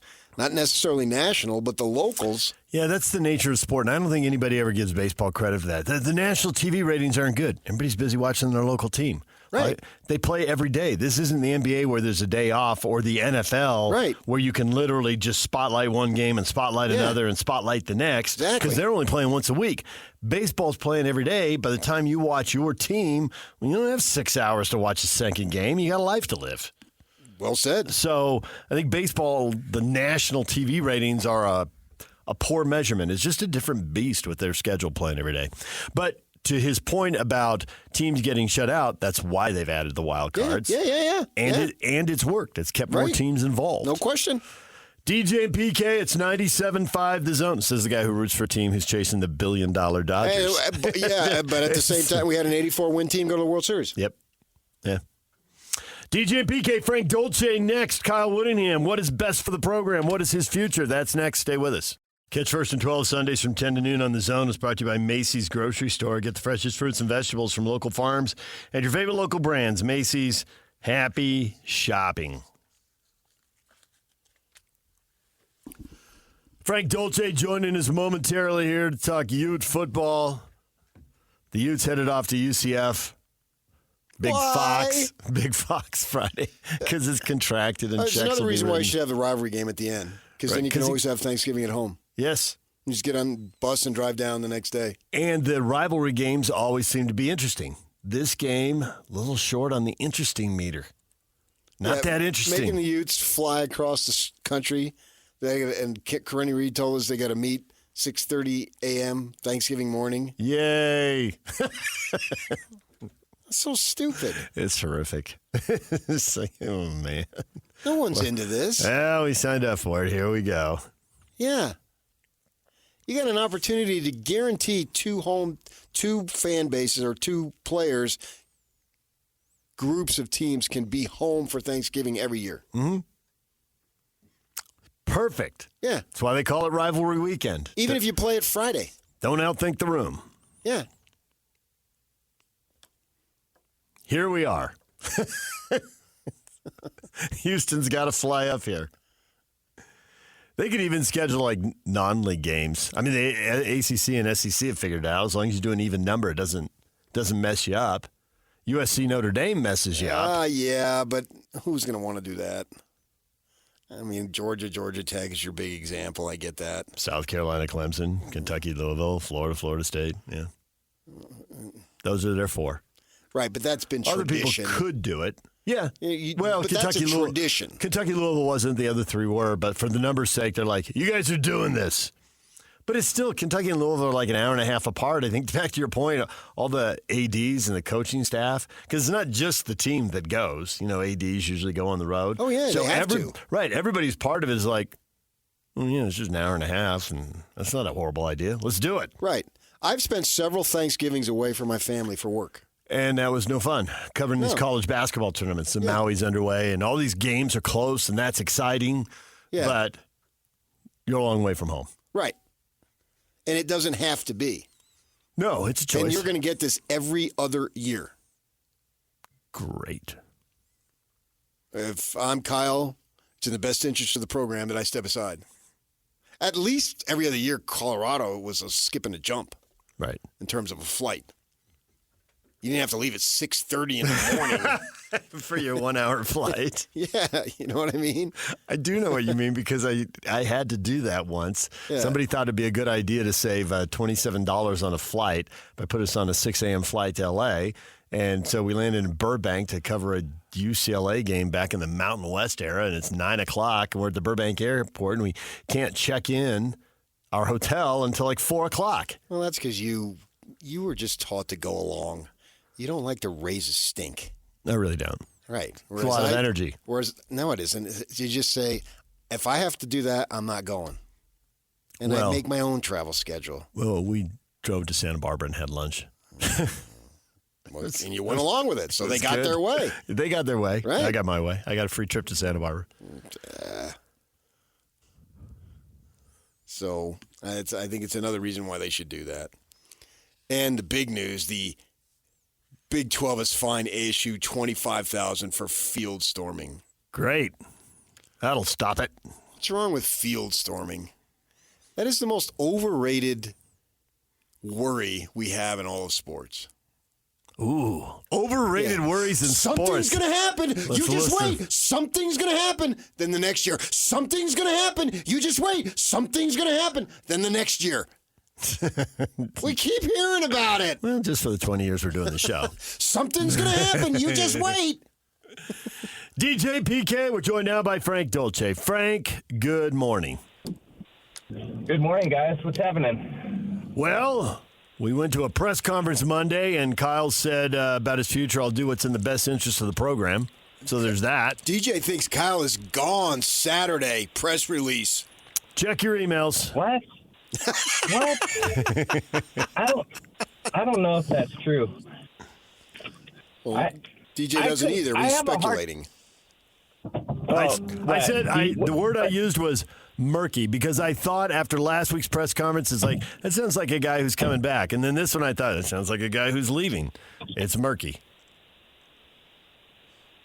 Oh, man. I will say that his demeanor on the sidelines looks different to me in the last few weeks. Like, but I write that. I mean, we've. Yeah, but I write that off to a championship or bust mentality. His goal at this point in his career is not to get bowl eligible, and he's building something, and that's what it was at one time. But, man, they've been in 4 conference title games. It's like that's the place to be. And once you know you can't be there, that takes an edge away, doesn't it? I think that's difficult to overcome for sure. And I keep going back and forth. I try to put myself in his shoes and okay, if I've done all those things, I've been to a couple Rose Bowls, and have I have I accomplished enough?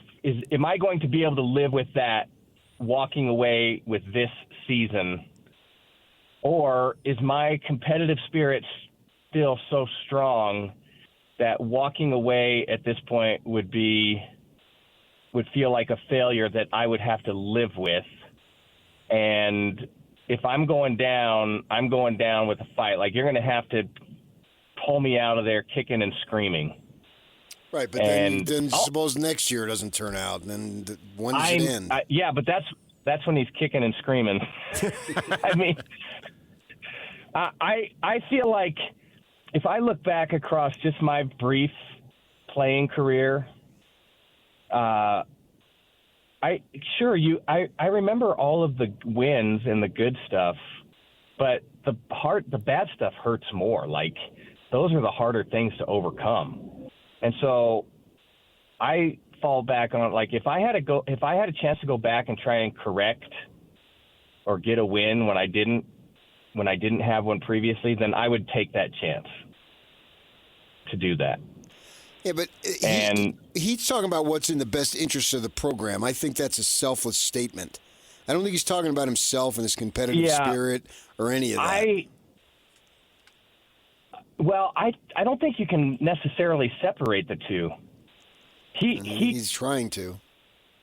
I hear you, but that would be really difficult to separate his competitiveness with what's the best for the program, especially if he believes that he's the best for the program. Right. That's a hard thing to get to. Like, after all that he's accomplished and, all that he believes about himself, then to say, well, yeah, I guess I'm not the best for the program.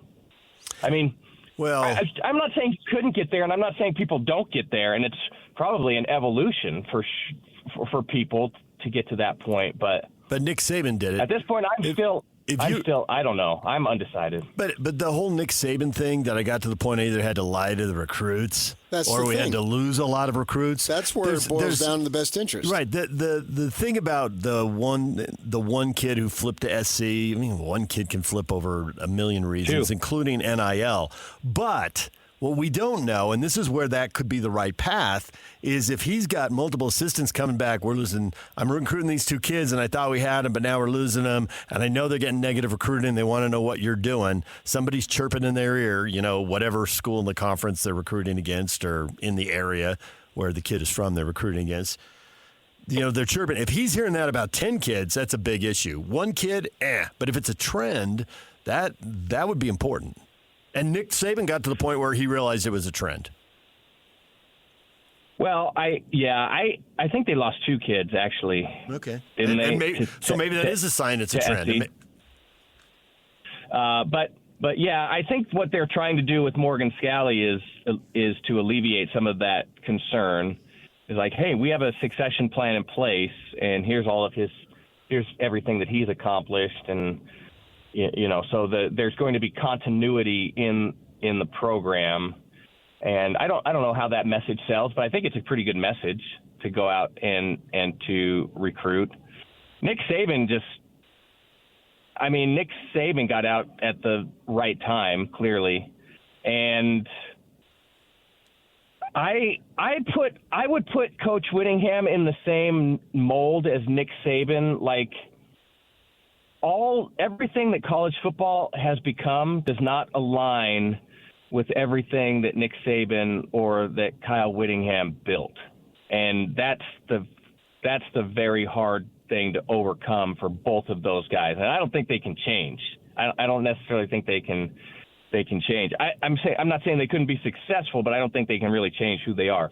And so I will say this is of all of the rumors going around in all the past years about Coach Whittingham and him stepping down, this year seems like the most likely, the most realistic for that to occur. Yeah, I would agree with that. And then if it's not this year, then it's next year, and if it's not next year, it's the year after. How many years are we going to do this? You know what? I don't think we'll do it more You're than one. exactly right. exactly right. I could see him. I mean, I could see him stepping down. I just don't know how this season is going to weigh on him. Like, that's heavy. That's a heavy season. Yeah, I think you can just look at if we had our guy, man. We were 4-0, and then things fell apart. You know, and I realized he didn't play in 2 of the 4, but but he's played 5 quarterbacks. Yeah, I mean, he already looks at it like that to some degree. And there's other stuff going on.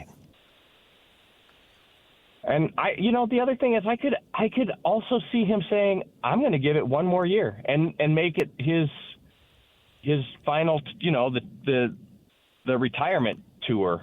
He won't do that. This is my final year. He won't announce it in August. There's no way. He wants no attention. I know he won't announce it, but I'm just saying internally, like he would take that season to prep himself for, okay, this is the end. This is my last go around.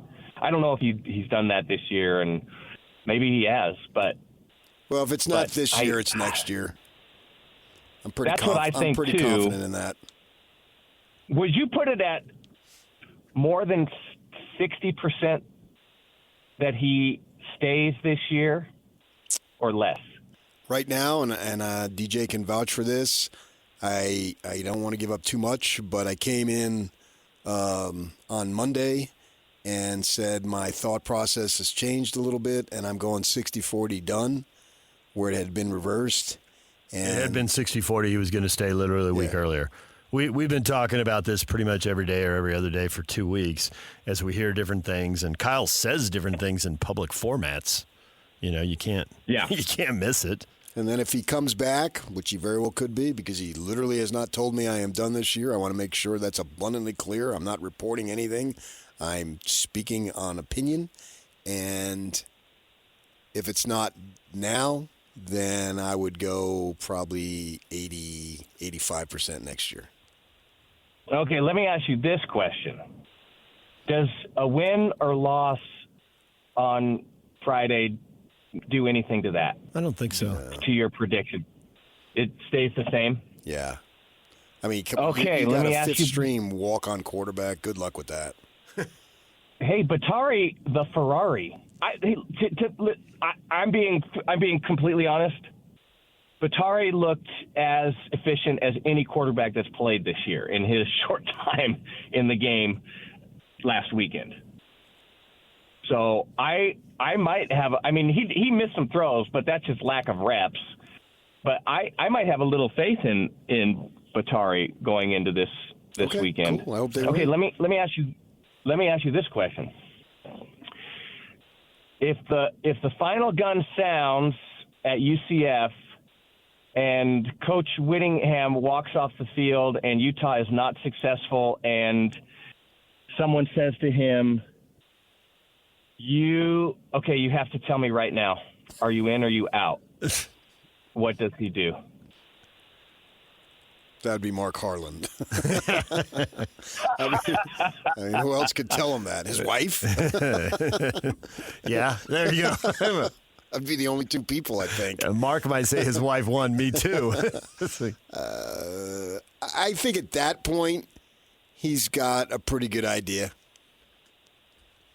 It did sound on his Monday press conference like he had a pretty good idea right then. It did and to he me. Just didn't want to say anything with a game to go. Right. I'd agree with that 100%. Okay, so what if he comes away from UCF, they have a nice win, and he gets a month off and he spends a few weeks I don't think in Hawaii? I think your weekend timeline was better. I don't think the month. On the beach. I don't think they have You don't that think time. the month changes his mind? No, I don't think because they've got to hire a coordinator. Hire a coordinator, they got a recruiting class, the transfer portal, which is part of the right. Yeah, class. it is. It's 50-50 now. He said. Yeah, I think some time off maybe changes his perspective. But I don't know that the circumstances allow for time off. Yeah. Well, maybe time right away. now, anyway. You're not preparing for a game. Take the weekend, come in on Monday, say what you're going to do. They've got to They got to go here. They got to go. There's a lot to be accomplished. They got a lot, and they got to figure out who's leaving, who's coming back. The one thing he could do, and we've seen this happen with multiple coaches and with Randy Ray locally, he could say, I'm back, baby. And like in April, February, June, pick some off-season month, either before or after spring ball, which, by the way, he thinks is going away. He did say that in his press conference. And just say, I really don't have it. I don't have it. It's time to get going and get after it. I don't have it. Morgan, you're up. I mean, that could happen. Yeah, Randy Ray did it. Yeah. I don't think that's super unlikely. I think it would be more, I don't want it rather than he'll have it. He'll have it till the day he croaks.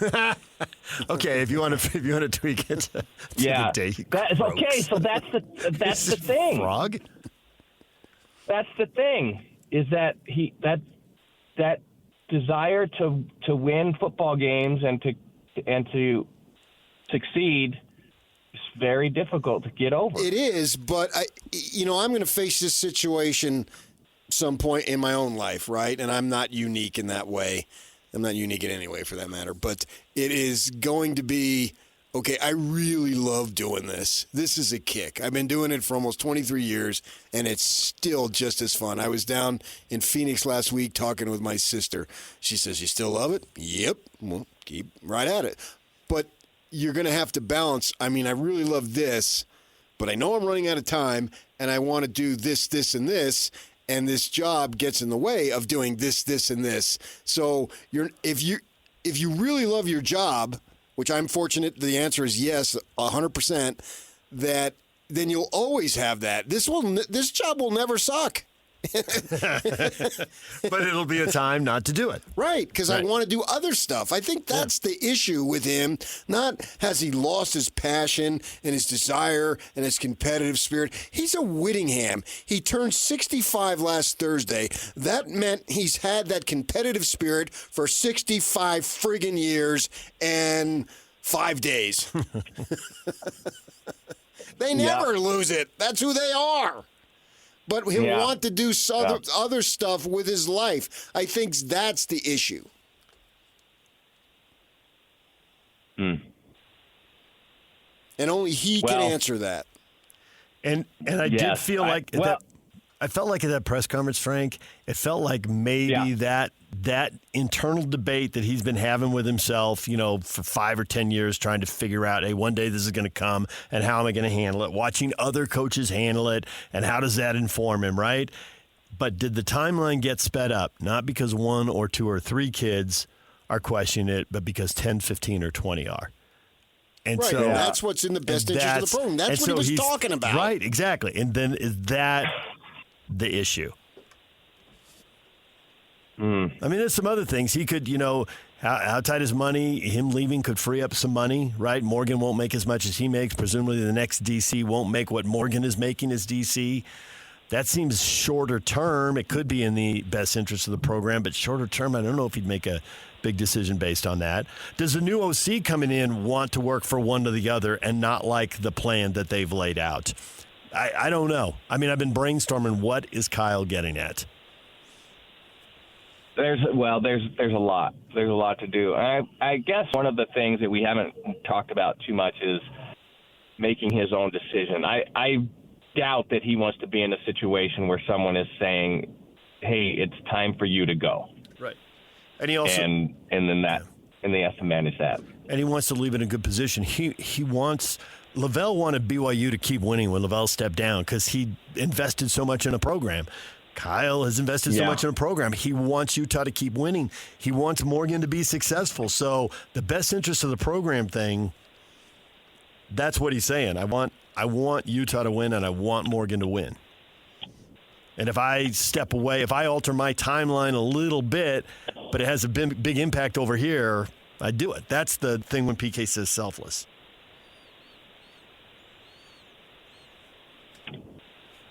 Yeah. Well, I don't know. Maybe we're reading it all the wrong way. And maybe he's saying, I'm going to do what's in the best interest of the program. In the back of his mind, he's saying, I'm the person that's in the best interest of the program. Sure. Yeah. Could be. But I don't know. I I don't know how much conviction I have in saying that, because I have watched him wandering around the sidelines with a funny look on his face several times this year, and that is also difficult to overcome and manage. Well, I think I know what you're talking about, and I think I've seen that look more the last 2 or 3 games.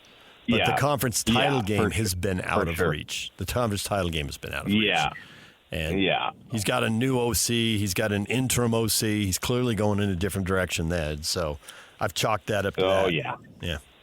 Wow. All right, Frank. We knocked it around. I don't think we solved anything, which is fine because Kyle could change his mind in either direction tomorrow anyway. So we stalled. We didn't accomplish anything. It was nice to talk to you guys. I mean, it was a fun discussion. But good. we didn't answer a single question. So I'll just leave it with this. Does Utah pick up a win this weekend? Yeah, in a weird way, I think they do finally. They emptied a bag of trick plays. Have the quarterback fake an injury, run somebody in there, whoever wins the contest for throwing the ball the farthest, and just chuck it deep to Dorian Singer. I want to see the quarterback rolling around on the ground like he's a soccer player trying to get a red card on somebody even though he didn't get kicked. Yeah, sure. Yes, yeah. Trick plays, whatever you got. At some point, double passes, let her rip. At some point, we're going to have to do a debrief on this season because this has been nuts. Yeah. Anyway. Thank you, Frank. Anyway, hey, you guys have a happy Thanksgiving. It's always great to talk to you. Thanks, Frank. DJ and PK, it's 97.5 The Zone. When we come back, we're giving away Jazz tickets. The Dallas Mavericks are going to be here on Saturday. We got a pair of tickets to give away right after the break, and then again at 9:30, and then every hour, every show all day long on the half hour, your chance to win on a Utah Jazz Ticket Tuesday here on The Zone. This is Jake Scott and Ben Anderson. I think you can miss on a draft pick, or I think you can miss on an opportunity. What you can't recover from is the bad decision. And so as you're watching the Jazz build the team and use their resources, what they can't do is blow it. The Sixers have made so many awful decisions that there's no way they can be contenders. We're seeing it now because they've made bad decision after bad decision. You never truly get away from the bad decisions you make, especially when you make long-term bad decisions. Drafting a guy and missing is not a bad decision. It's a whiff, but it's not a bad decision that you are saddled with for a long time. So if you're looking at the Jazz building a team, it's interesting to pay attention to the good things going on, and maybe some things aren't turning out as well as others, but they have to avoid the bad move. Hear Jake Scott and Ben Anderson every day from 10 to noon on 97.5 The KSL Sports Zone. Hot Takes or Toast is brought to you by Siegfried and Jensen with 30 years of serving Utah. DJ and PK, hey, we got Jazz tickets. Right now, caller 12-801-575-ZONE. Win a pair of tickets to watch the Jazz take on the Mavericks at the Delta Center on Saturday. 801-575-ZONE. Call right now. Kyle Whittingham says his future is tied to what's in the program's best interest. What's in the program's best interest? And Jordan says Kyle needs to stay one more year and try to get things fixed, or else go completely in a new direction. No way they should hand the reins over to Scally under the present circumstances. Why not? Jordan doesn't say why. I've read you every word. They're going to hand it over to Morgan. Unless they buy him out, but that's not the anticipation. No. Moses, I would love to see Whit come back. But with the players the program is losing and the amount of players they have to bring in through the transfer portal to try and fill in gaps, I just don't know if next year would be a spectacular year. If he wants to go out on a really high note, I think it's more of a 2-year deal. I guess if he just wants to right the ship, then come back for 1 year, that could be enough. But is it worth it? Are they 2 years away? I just don't think that has much to do with it. Yeah. It's what's in the best interest of the program right now. Because there's no guarantees. They were picked first this year, and they literally had the worst season he's ever had. And why say you're 2 years away when look what Arizona State just did, going from 3 and 9? You don't know if you are or you aren't. You don't. There are plenty of teams that were bad that are bad again. Oklahoma State was in the final last year, and they haven't won a conference game, and they only got one more shot. And they're going up against Colorado, and I don't like their chances. There's a lot of volatile change. And is it the transfer portal or what? And the answer is it's the transfer portal or what? As you asked a week ago. So much can happen, and then even if you do everything right, you can just have bad, dumb luck. A ball bounces another way, this way. A kid makes a bad play. Retzlaff overthrows one Lassiter. pass. Yeah.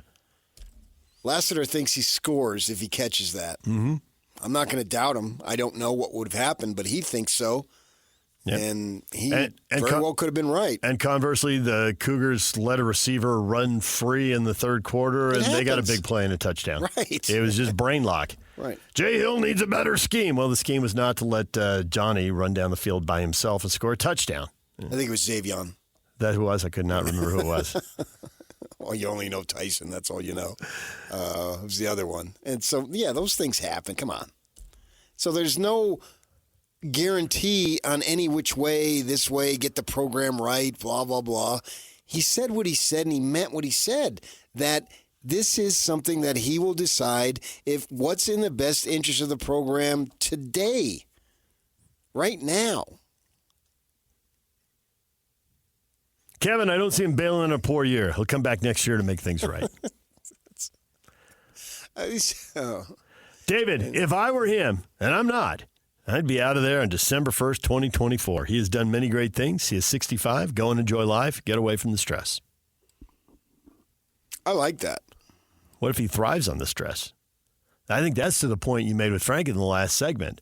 He'll always like it, but there's time to go do something else.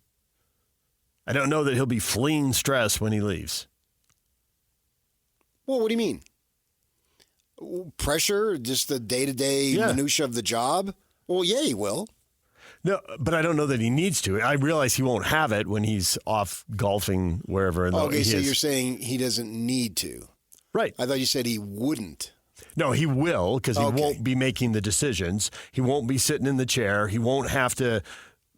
But it's not because I can't do this anymore. It's just it's time. It's time. Oh, yeah, he can do it. It's time to turn the page. Yeah. He can do it. Yeah. I don't think there's any question about that. And I think I think he was putting that part of it to bed. I can do it. I think he can. And there's a part of him, that clearly wants to do it. If he stays, he's going to do what's best for the program. December 1st is Sunday, and he'll roll up his sleeves, metaphorically, and go to work on December 2nd. Right. And he'll be in the office doing what he's done, and away he goes. He won't miss a beat. Michael says, honestly, he's a fantastic coach. They have an awful year with injuries, and I would like to see him come back. So that's what Michael wants. And it very well could happen. If he thinks it's in the best interest of the program to do it, he'll do it. He won't lack for anything. Jaden, I'm good either way. Thanks for so many good years. Yeah, I mean, it's got to happen at some point, so you got to be good with it. Yeah. And I'm with you. It doesn't seem like it's 2 years away now, does it? I mean, he doesn't want a farewell tour, but if he comes back for a year, it may feel like that. Yeah, but there won't be any formal. They won't present no, a I golf get that. club. He doesn't want the rocking chair at the 50-yard line on the logo. That's not going to happen. No. He wants the game to be about the game. Right, yeah. But I've always felt that it was either this year or next year. That is where we sit. Yeah, that has been my opinion for probably 3 years. This year or next year? Mm-hmm. And then a year later, you roll it forward this year or next year? No. You were always thinking that 2024, 2025 was that was the window. Yeah. He hit 65. Is it the year he turns 65 or the year he starts 65? Yeah. Mid-60s are a pretty common time for people to retire. Just basic math, as you say, and just conversations here and there. Yeah. You know, sitting down, having a brew. You love to do that. Do what? You know. I didn't say the conversations with him. I just said conversations.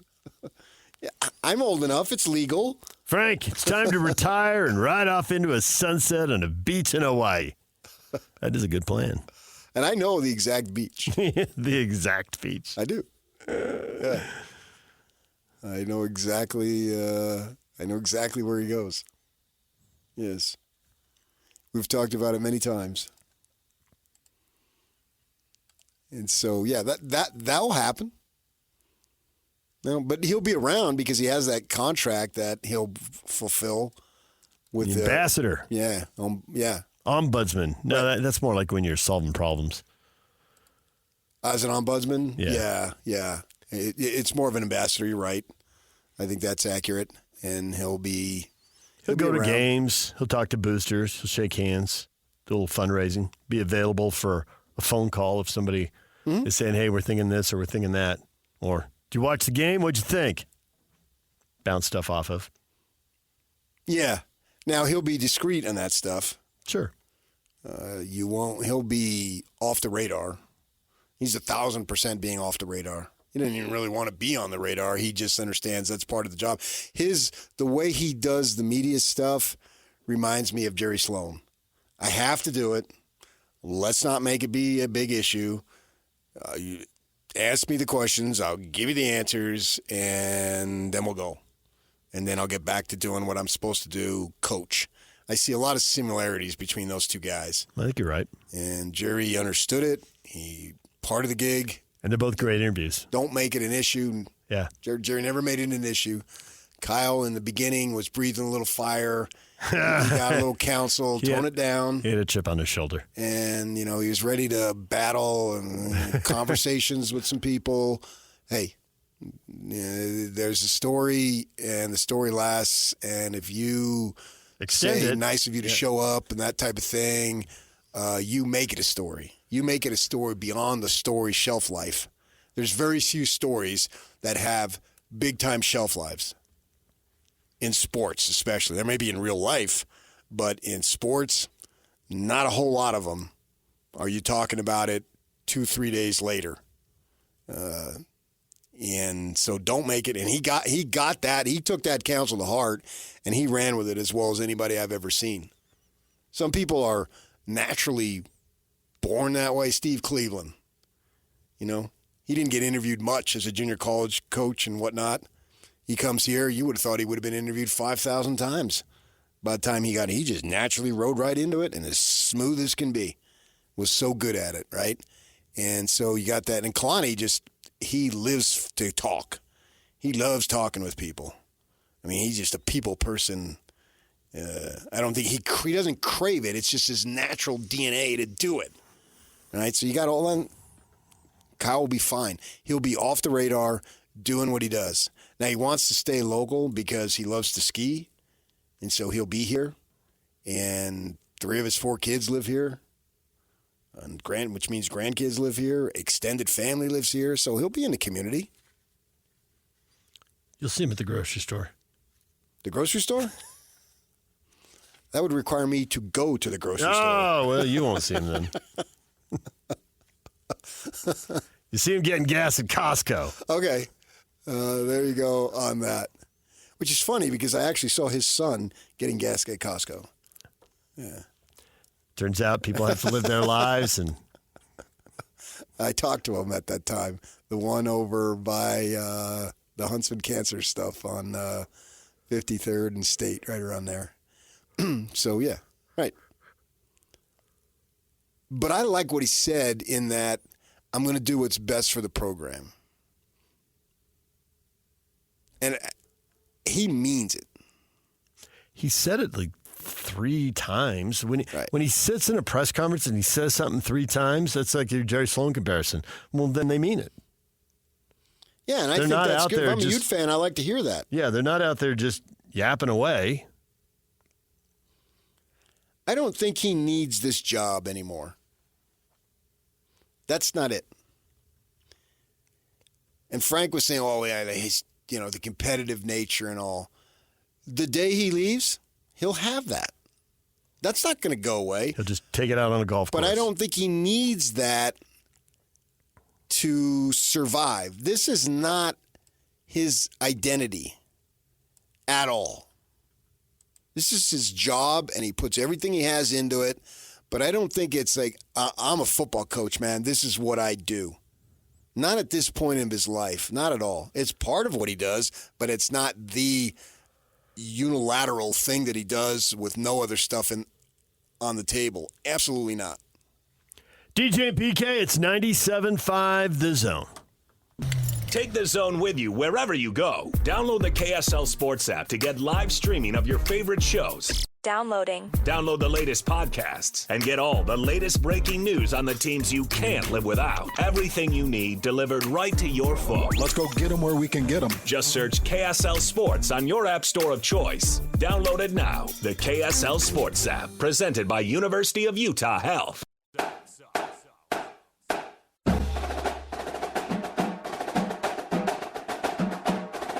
The Mr. Mac Utah County High School Player of the Week. We have co-winners, Aaron Dunn from Spanish Fork and Bot Mulatalo from Lone Peak. Dunn helped power the Duns in the trenches to their 57-55 loss in the 4A state championship game. They piled up 527 total yards on offense. He added 2 tackles on defense.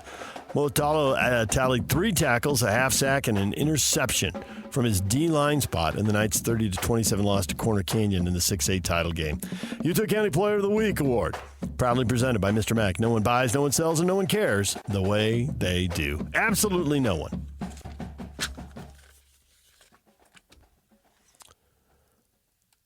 DJ and PK, got a lot of people here weighing in on multiple questions this morning, PK, but it seems like Kyle Whittingham overshadows all of them. He usually does. He casts a long shadow. Now I picture like NFL films and the pan across the ground, the sun low in the sky on the late autumn afternoon. Especially, in the late autumn afternoon on the greens, you got to cast it. Everyone casts a long shadow. You yell at me to get your shadow off the hole. I know. No matter how far I moved away, I had a 50-foot shadow. I couldn't do it. Well, you don't want to be, your shadow doesn't want to be between the putter and the hole. It's distracting. You can't read the grain, right? Yeah. So Mac Brown gets run, is what we're hearing. Yes, Mac Brown out at North Carolina. And after a 3-score loss to Boston College. Yeah, they're 6-5 right now. They went 8-5 last year, 9-5 the year before, and won the Coastal. Yep. And he took over a 2-win team. He's been there a while now. He's done 6 years here in his second stint. 2-9. He was there before. That's how he got the Texas job with a couple of 10-win seasons. And he hasn't gotten back to 10 wins, but he hasn't had a losing season. Except he has. They haven't won. They did have a 6-7. My bad. Yeah. In 2021.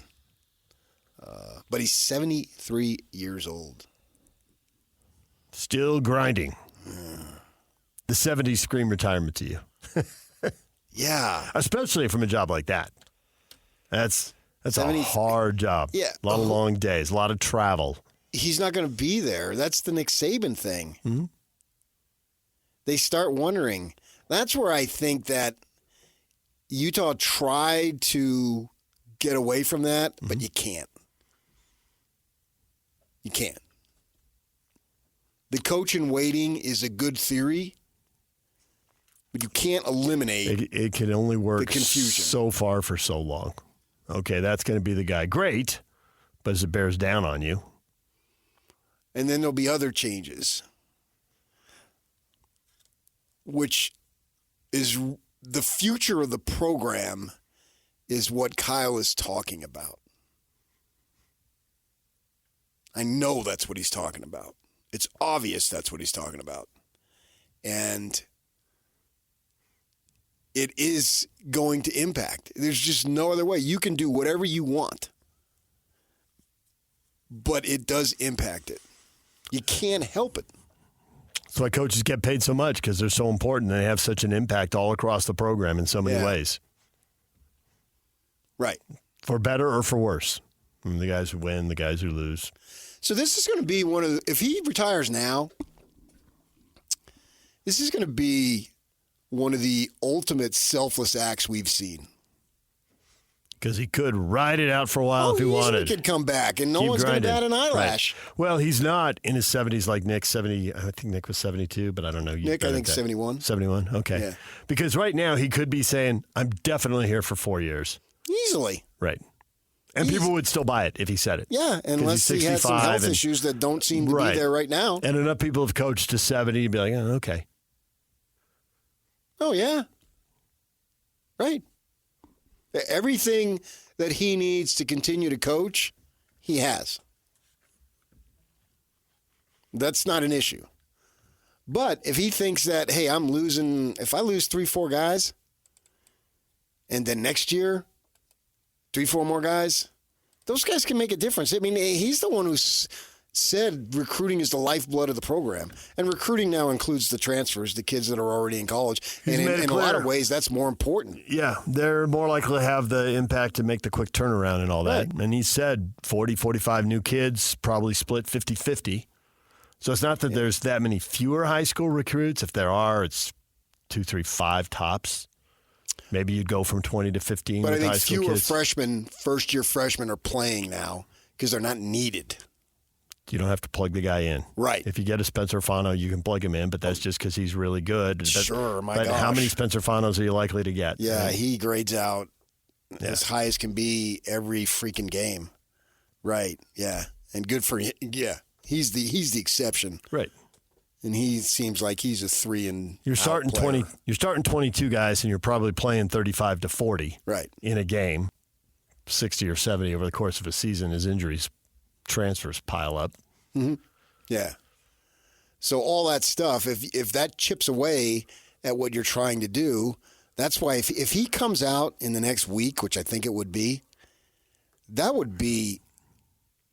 It does seem fast. It doesn't seem like it'll linger. No, I don't think so. Monday at the latest. The timing isn't right. I know. Monday at the latest. It doesn't work that way.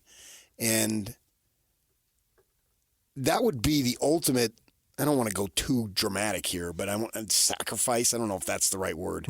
Just the ultimate putting something bigger than yourself when you're making a decision.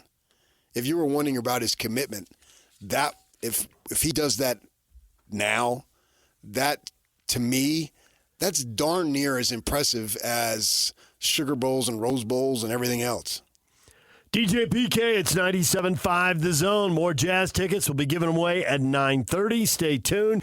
You got a take you want to share right now, pick up your phone, use our app, use the open mic feature, send us your take on the future of the U program and any advice you have for Kyle as he makes an important life decision, because we're sure he'll welcome it. That's next. DJ and PK, it's 97.5 The Zone. Nominate the youth sports volunteer that you know for the Hercules Hero of the Week. Submit your nomination at kslsports.com/contest and then listen every Thursday afternoon to the good guys, JJ and Alex, for the winner. Help us celebrate the efforts of those volunteers making an impact with the Hercules Hero of the Week, and it's sponsored by Hercules First Federal Credit Union and Beehive Meals. You know, boys and girls,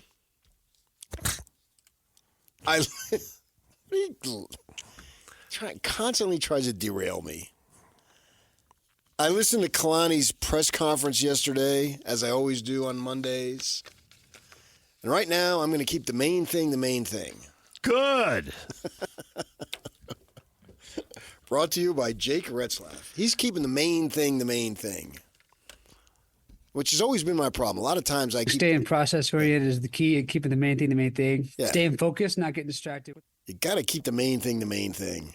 He said it twice in the 20-second clip Yuck had in the update. Not even 20. That's 12. Oh, really? It's 12 he said it twice in 12 seconds. I'll play the whole thing. Here you go.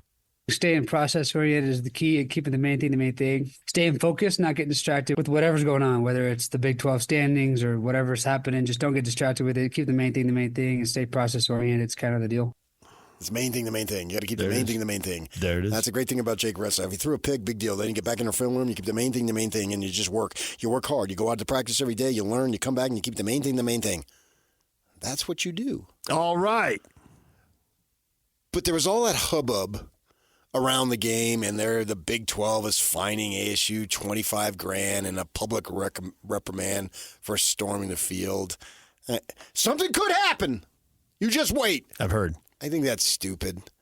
Let them storm the field. Come on, especially for that program that hasn't had anything to storm about for years. But there's all that confusion and all that nonsense that went on and blah, blah, blah. And I thought Sitake through the whole thing has shown phenomenal leadership. And as they were on the field discussing it with Tom Homo, 1 second to go, and immediately, as soon as the ball, I happened to be on the end where I could see Kalani and the ball because I'm on the southeast end, and he's walking out on the field sticking up one finger. There's 1 second left, right? Yeah, right. And so that was the message, and eventually they got that and all that stuff. But he was calm about it. He kept his composure. And in the post-game, he didn't get caught up on the refereeing and this and that. You look at Dan Hurley. Now, he's a hot-blooded New Jersey guy, right? He hasn't lost his mind since last night. So you're out in Maui. You're supposed to have the Hawaiian shirts and being relaxed. Come on! And he's going berserk, and his brother Bobby goes berserk, and they think if they put their hands behind their back, somehow that gives them the... I'm not doing anything. Yeah. My hands are behind my back. Meanwhile, I've got veins jumping out of my neck. Right. It's not like you're going to hit the guy. So, I mean, we're not going to Jordan Clarkson and put up your dukes here, right? But they love to put the hands behind the back. I have my dukes up. That was classic by Jordan when he did that. Yeah, you go. You got any boxing training? And so he's going nuts. They get a tee. They lose the game. He goes nuts afterward, blah, blah, blah, blah, blah. And Kalani did not do any of that. And then in the postgame, he was sticking to the game. And people were asking him questions about all the commotion and all the craziness, which are all legitimate questions. That's not the point. But he kept the main thing, which was talking about the game. How does a football team play better? Right. And we didn't lose it at the end. We gave up 3 touchldowns. We got down 21 to nothing. Talking about all that stuff. And then yesterday, again, they tried to go along. Should ASU be fine? It's Big 12. They're going to handle that. And just focus is on the football team. They got a huge game. They very well could get in to the Big 12 title game, but they've got to beat Houston. And it doesn't matter what they need one of 2 Wildcats to win. If one of 2 Wildcats win and they win, they're in. It's all about Cougars and Cats this week. They have to win the battle of the Cougars, and they need one of the Wildcats to win their game. Right. That's all. It's not that big of a reach. Heck, Utah needed way more and got it. Doesn't mean they're going to get it. But the point I'm making is I just love how he kept the attention and the focus and the eyeballs on the team playing football. And because he could have got easily got caught up in this and that. Could have been a lot of emotion. And he didn't do any of it. Could have been a lot of complaining. Could have been a lot of wailing and gnashing of teeth. And people have to be consistent with their own personality and honest with their own emotions. Like Lane Kiffin was so down after they lost. I thought he was honest, but he was down. And Kalani has made a point. Now, Kalani, played for Lavelle Edwards and has talked about what an influence he is, but very Lavelle-like. And I'm just like, I'm not super excited. After the wins, we have to keep getting better. Like September football doesn't win games in November. You have to keep improving. And after the loss, okay, we messed stuff up. We got to fix it. Yeah. And so it's just very even he keel. Can get emotional in the games and get off the referees, but normally it's because it's the right thing to do. They got a 4th down stop. He was going berserk. He was off the sideline, 5 yards on the field, and pumping his arm. That's who he is, and he likes to dance, and he's put out videos with his kids, and that's who his personality is, so he's fine there. And then, Dillingham's over there going nuts. And people say, well, look at Kalani and look at Dillingham. Well, there is a 15-year difference. Age difference. Right, yeah. Between the two. So give Dillingham time, and let's see what he's like when he gets there. Right. And the older you get, the more you realize that's really true. Because I remember what I was like at 25 and at 35 and at 45. Right. And so if he's doing the stuff now in 10 years, he'd be dead. You can't. But he's 34 years old in his second year, and he's trying to build something that literally was at the worst it's ever been in the history of the program. So I can cut him some slack there. He's in circumstances each time that this is the first time. And so he's doing this stuff, and he'll learn from it and he'll grow. But Kalani is a 49-year-old man. And so he understands a little bit more about life, about how to manage a football team and all the stuff that goes into it. But I really need to commend him for the way he's been these last few days and how he's handled, because the opportunity was there to just start going, this is ridiculous, blah, blah, blah, blah, blah, blah, blah, blah. How do they? He's over there screaming and they don't throw a personal foul penalty, blah, blah, blah, blah. He refused to go there. He didn't get miffed at any of the questions, but he didn't want to go down that line. He wanted to talk about his football team, and I think that bodes well for keeping the football team on track to what it needs to keep on track on. Houston, meanwhile, today made a little news. They let their offensive coordinator go. This is a really winnable game. The BYU defense ought to shine in this. Houston hasn't had a 100-yard running back this year. They haven't had a 100-yard receiver. Their quarterback has thrown for 200 yards in a game, and they've used a couple different guys, but they only have one 200-yard passing game out of a quarterback. They've only scored 20 points 3 times in 11 games. This is a team that is so incredibly offensive challenged. And the defense hasn't been as good the last few weeks as it was early in the year, but they had to really shine in this game. Yeah, I mean, they're building. This is the guy's first year. Yep. Came from Tulane, right? Yeah. And Tulane's got a good program. They got a good program this year. And Houston's got a Fritz is his name. Fritz. ton of talent there, so they ought to be on the way up. But right now, so winnable, and the BYU defense ought to look great. Yeah. And you got to give Houston an opportunity to grow a little bit here. This was a game we had penciled in, although certainly all offseason we had last week penciled in. But this one was accurate. Yeah, this one is accurate. That's that the one was the curveball. This one, Houston pretty much, they are who we thought they were. Right. Yeah, maybe even a tad better. At 4-7? Yeah, they've had a couple nice wins, obviously. They are 3-5 in league, so I think the 3-5 in league would be a little bit of a surprise. Yeah, right. In retrospect, the non-conference, and everybody, beat Rice, lose to Oklahoma. They lost to Vegas and got dominated, but UNLV's turned out to be a surprise and be better. No, they were good last year. They've lost a little bit. I don't know. At that point of the year, to me, it wasn't. Yeah. I thought, what's his face? I can't think of the guy's name. The coach, the ex-Missouri coach, has done a great job over there at UNLV. Barry Odom. Odom, there you go. But this is a game that we had the Provo Cougars winning. And nothing has happened to alter my mind except for the fact that I'm even more stronger in my feelings. My feelings are stronger that they should win this game.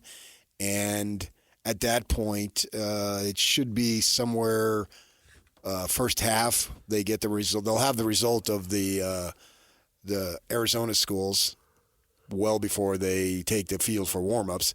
And then the Kansas State-Iowa State game, that should be pretty before quick. halftime. Yeah. So they'll know. And then if both those teams win and the Cougars are out, the Provo Cougars are out, then they just ought to destroy the Houston Cougars in the second half. Just jet fuel, right? Yeah, because at that point, you're just playing on sheer anger. If you're out there warming up in their late third, early fourth quarter, and it turns into a 14 or 17-point game, the word's going to spread. Yeah. If the game has started and someone kicks a late field goal, someone from the stands is going to be yelling it out. The crowd's going to go nuts. Everyone's going to be on their phones. They'll put it on the scoreboard. Yeah. If they don't put it on the scoreboard, it won't matter. Everybody will know every way, and they'll shout it down to the field. Right. So yeah, they'll know. We'll all know. We'll all be watching our phones, or you can watch the game, actually. Yeah. You don't even just need to score. Yeah. You can literally the coaches watch in the press box will have. Yeah. And so you can just watch the game on your phone. And so the second half, if it doesn't work out their way, then they ought to just pulverize Houston just out of anger. So either way. But if they get the news that a win does it, anger can be stronger emotion in the moment. And in the anger, they go crazy. Right. Yeah. Joy doesn't tend to be, you're not destructive. Anger, the emotion of anger, you could be destructive. So be destructive on Houston and then roll out of there with a 10-win season and you lost a tiebreaker and you didn't even get to play one of the teams that went there. What are you going to do? You're going to consider that bad? It's unfortunate, and you lost a game by 5 points to one team, and then you lost to another team that's the hottest team in a conference, I think. If that's the case, so be it, man. It stinks, but wow, what a foundation. And I think Sitake has set that stuff up for them now to go forward and continue to be good. To me, this year, I've seen a lot of growth in how he's handled all the stuff, how he's handled success, because they've had a lot of success. And it was a surprising success, which makes it even more successful. You agree with that? It's a surprising success. Makes it more successful. Makes it more successful. I think it does. Will that be his third? If they win, that'll be his third double-digit win season in 5 years. Like Ohio State and Oregon. Little track record. They've had a lot of success. All right, well, you're supposed to have a lot of success. Yep. So how can it be more successful than the success that you had that makes it successful? No. Well, not for Ohio State, definitely. For Oregon, I guess, because they were picked undefeated. High. And they beat Ohio State. And they won. But they were picked high. They were picked high. Yeah, and come on, with their cash. Nobody had them lower than third. You got Jed Fish comes out and says, the Washington coach, he said, you see that game when Ohio State played Oregon? Those are two $20 million rosters. Sounds like Dillingham. Who sounds like Whittingham? Because all the coaches know. Right. And Fish, I walked the same soil that Fish grew up on. He went to the same high school as my sister in Jersey. He's going to tell it like it is. You can't help but tell it like it is. That's who you are. And so those teams, they should have that. BYU's not rolling around a $20 million roster. Not yet. There we go. You beat me right to it. Not yet. That's for that's basketball. When it works got the $20 million roster of basketball. When it works in basketball, then. See, they thought they could the link to the big time, they thought there could be another Kansas and Kentucky. Let's just go basketball. That could be our link. Well, now, Sitake says, wait a second here, boys. We can do it over here. What if we're Kansas and North Carolina in basketball? And what if we're Ohio State and Alabama in football? Why the freak not? Yeah. Let's go. But the fact that their success has been surprising to me, maybe using the word successful for a redundant amount of times isn't the right word. Maybe the better word is sweeter.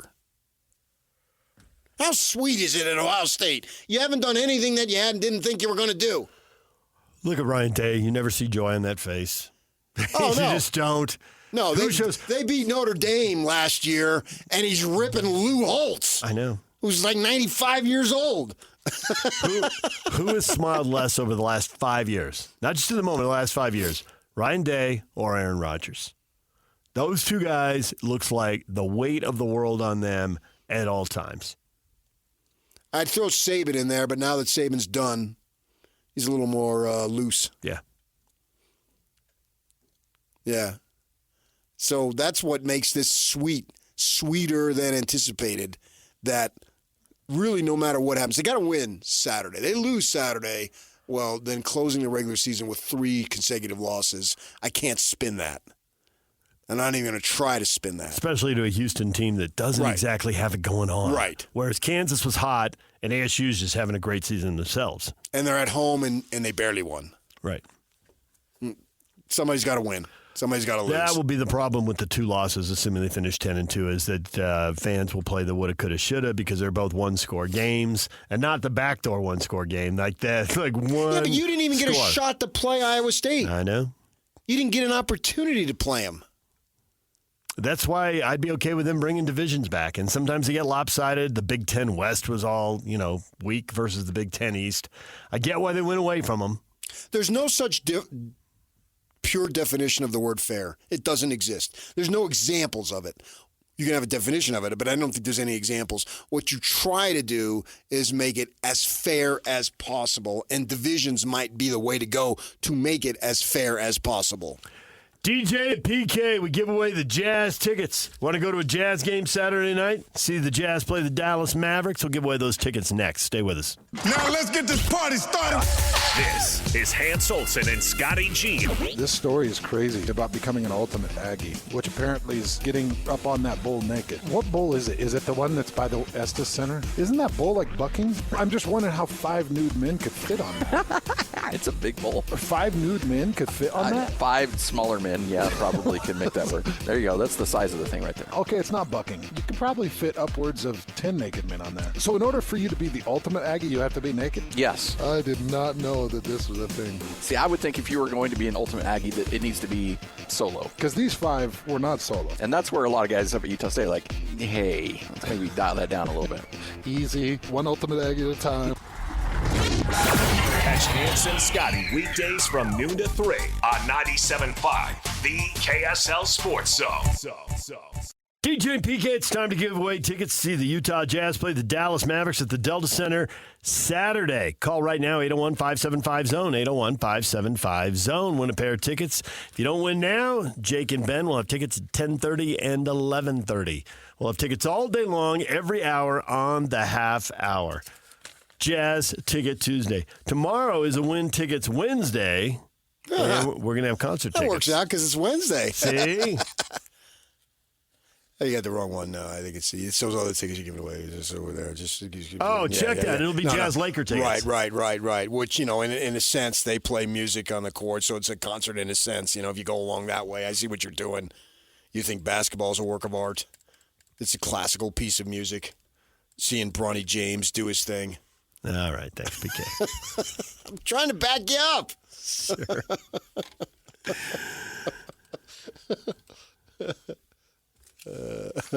Did the Battle of the Harbaughs, the Monday Night Football game, do it for you? Ravens win 30-23. Derrick Henry runs for 140 yards.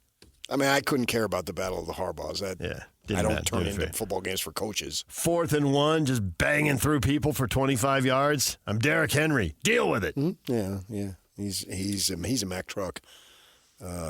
He looks like a taller, bigger version of a Scattabooyah, and has been. He's a Hall of Fame running back. But, yeah, that game held my interest. There was enough going on. Decent teams, good quarterbacks. Both those teams ought to end up in the playoffs. Yeah. I got all that I wanted out of that one. We're not to Thanksgiving yet, and the AFC playoff picture is pretty much that unless the Dolphins can play their way in. I don't know. The Dolphins, maybe the Colts, or you think we already have the 7 teams set?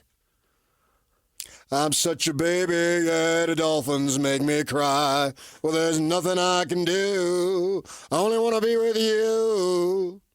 That's your Hootie and the Blowfish. I got that. It's haves and have-nots in the AFC, and the Ravens and the Chargers are 2 of the halves. And now it's Tuesday, and it's only 2 days till you got an NFL triple header, so you got that going for you, which is nice. And usually we think, oh, my gosh, the morning game, that sucks. But now you got the great team in the morning. Now Detroit's good. It's like the Big 12. It's totally upside down. The Lions are great, and the Cowboys are terrible. Yeah. Putting the Cowboys Lions and Giants? Cowboys and Giants? Cowboys and Giants seemed like a good idea when they did the schedule, and now it seems like that's the perfect time to eat and not watch football. I think it's like 1975. I'm a boy again. Pat Summerall calling the game with Tom Brookshire. Or John Madden. Big hole. Touchdown. Nice. Good. I like it. Yeah. I might have watched a few Thanksgiving games with Pat Summerall. Yeah. He was a minimalist when it came to broadcasting. Yeah, good for him. Well, I can see the play. I don't need him to go 50, 45, 40, 35, 30. Keep that on the radio because I can't see it on the radio. On TV, I can see the yard lines going by. Yeah. But the Lions, they're, gosh, Campbell, wow. What a fun. And there were some people who didn't think that was a good hire. Goes right to my theory. Hires, you don't know. Nobody knew with him. Be sitting here 10-1. Yeah. Destroying teams. You Right. got the Chiefs over there 10-1, escaping in the final minute or on the final play, but you got the Lions just smoking teams left and right. They've scored 50 twice this year. How many 50-point games have there been in the NFL? It might only be 2. Not more than 3 or 4. They got 2 of them. Yeah, well, they're a great team. Jared Goff came on our station. when we were at Pac-12 Media. Mm-hmm. And he joked around with us. I became a fan. You get slice of a kid. Get to know him a little bit. If they win the Super Bowl, then that becomes the craziest trade ever. Quarterbacks traded for each other, which doesn't happen in the NFL, and then they both win a Super Bowl for their new team. That'd be outrageous. That's the win-win trade. Never happened before. Yeah. It would be. Yeah, you traded your quarterback for another quarterback, and you both got a Super Bowl It would be a bigger championship. story for golf to do it because the Lions had to come back from way more than the As soon as the Rams made the trade, it was thought, well, they're close. Well, and they'd already been there with Goff. So yeah. it's like they just need a little more. And they were giving up on golf. It seemed like, okay, you weren't good enough, son. So that's And a little back at you. Look at him now. McVay, the Mr. Young Boy Wonder genius. Maybe golf a little bit better than we thought. And certainly they've got it rolling in a manner that I don't think I've literally seen that franchise in my lifetime. 10-1? No, they've had playoff teams, but they've been 10-1. This is awesome. And 10-1, just smoking teams. One after another. My wife's nephews are huge Lions fans. They grew up in Detroit. So these are the good old days. I work with a couple, actually 3 people, I think, who have ties to Michigan, and they're all very excited about the Lions. Yeah, they love themselves some Lions as they played. One played college ball in Michigan, a defensive end. The Utah Jazz are playing, wait for it, the San Antonio Spurs for the 4th and final time. This is it. They're done for the season. Good. I know. It's been going, 1 month and 2 days now? I want 3 the whole days? season to be done for the season. Get that draft pick. How'd you like to be a beat writer having to go over there and figure out something to ask about every game? That'd be rough. I don't know what type of engagement those folks are getting on their stories. The team is not compelling. Right. There's individuals that you can have storylines on, but right now the team is not compelling. By design, the team is not compelling. To me, it's much harder to be Will Hardy in these press conferences because you only have to ask 2 or 3 questions. He has to answer every one of them. Stay upbeat, stay steady, stay on message. Instead of throwing a hat in your hands like, can we all just go home and I'll see you back here next year? There's nothing left to say. There's nothing. No. It's just play the string out and get to another opportunity to infuse more talent. That's where we're at. I mean, it doesn't mean I won't watch, but it's not. The team right now is not compelling. There not to say that it can't be down the line because they can make trades. And we didn't even mention it. They sent Cody Williams down to the G League.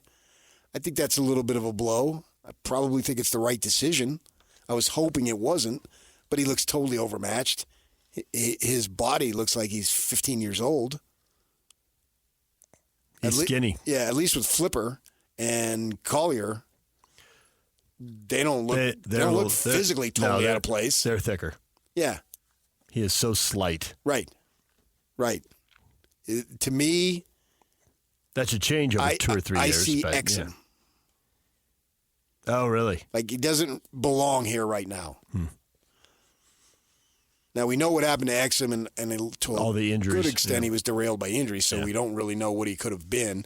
But he couldn't shoot, and that's in today's game.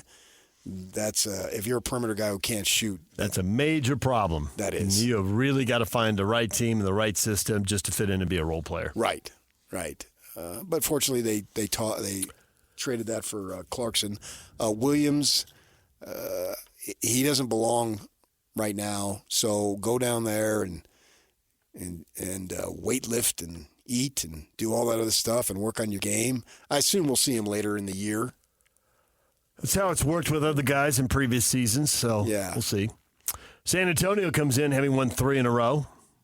They were terrible and got the top pick and got Wembayama, and now in his second year, they've got a winning record, 9-8. Man, that's a major advancement for them, and I think Chris Paul's helped them. And nice There's wins. no future with Chris Paul there, right? But there's no doubt he's helped them. Nice wins over the Thunder and the Warriors in this 3-game win streak. I think that whole spiel of I'll show them how to win. I think that's overrated. It's about having a better player. It's the production on the floor. Yeah. If you can do that but you got to have the production on the floor to go with it. You can't just be some guru who knows how to win who sits on the end of the bench. Utah Hockey Club is in Montreal tonight playing the last place Canadians. Winnable game here. 5 o'clock, the puck drops. Hockey afternoon in Utah starts at 4 o'clock with Adrian Denny right here on the Zone. And the Rays, I am just intrigued. We haven't heard much out of the commissioner's office here. There's a vote coming up now. The Tampa Bay's have until Sunday to declare whether they want to commit to the construction of a $1.3 billion stadium originally voted on in July. So it's not a current vote, but they have to react to this. Are they going to do this? Because there's a chance they won't agree to the new deal and that they want to work on a new solution. Starting over, as the commissioner said, no expansion until the Rays and A's stadium situations are sorted out. So if the Rays are going back to square one, what are we doing? I heard him say no stadium, no expansion. You heard him say that? Yes. Just move the Salt Lake already, man. We got a burning economy. We got Hatback just going to make downtown look like New York City. I'm surprised the Empire State Building doesn't relocate here in a matter of time. The Salt Lake Rays. Or leave the nickname behind and start over. Yeah. I think that's better. You see these teams move, it's just it's bizarre. I like what they did in Seattle, leaving the Sonics behind. In Cleveland, they did it with the Browns, and they got an expansion team. Browns went to Baltimore, did their own thing as the Ravens. I don't really get caught up in the name, but I can see your point. DJ and PK, it's 97.5 The Zone. When we come back, your feedback next. Everything you have to say about today's show. And a topic we spent a lot of time on, Kyle Whittingham. Will he return? Won't he return? He's going to do what's best for the program. What is that? That's next. Stay with us. And it's all over almost here. Don't go nowhere.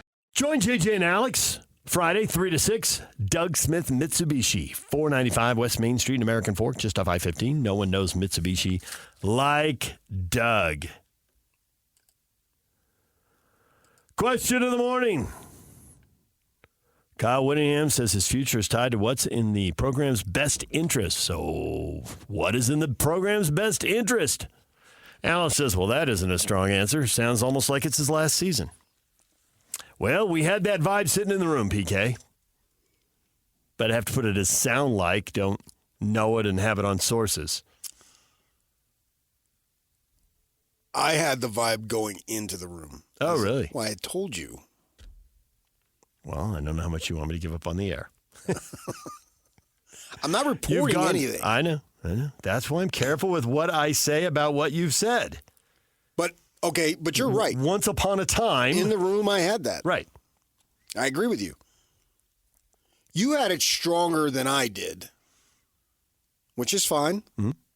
And I think you're right. Dr. Kansas State Ute, Adam Horowitz says, what's in the program's best interest? For Kyle to stick around and fix the mess he's made. And that could happen. So what's the mess he's made? Well, they've lost. They've lost 7 in a row. The defense needs more of a spine and a backbone in the fourth quarter of the game on the line, and they need to not play 5 quarterbacks. They need to have a starting quarterback who they can trust to stay healthy. As much as you can trust that in college football. I get it's a roll of the dice. What's cool about it is for the last several years, their off seasons and spring ball have been kind of boring.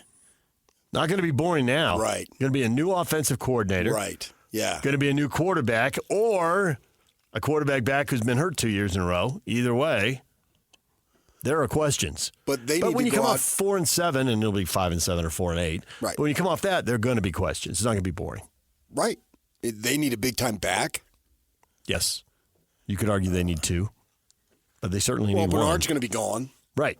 And they never really established a second one. So no, they did not. They did not at all. And I don't think you can go in with 1 back and nobody else. You need 2. They're fortunate Bernard stayed healthy and they got the production and they did. He's had a good season, but he didn't really have any help. And then Glover quits. Mm-hmm. So yeah, they'll have some recruits and all that stuff, and running back is a position that you should be able to come in and play if you can pick up some blitz packages.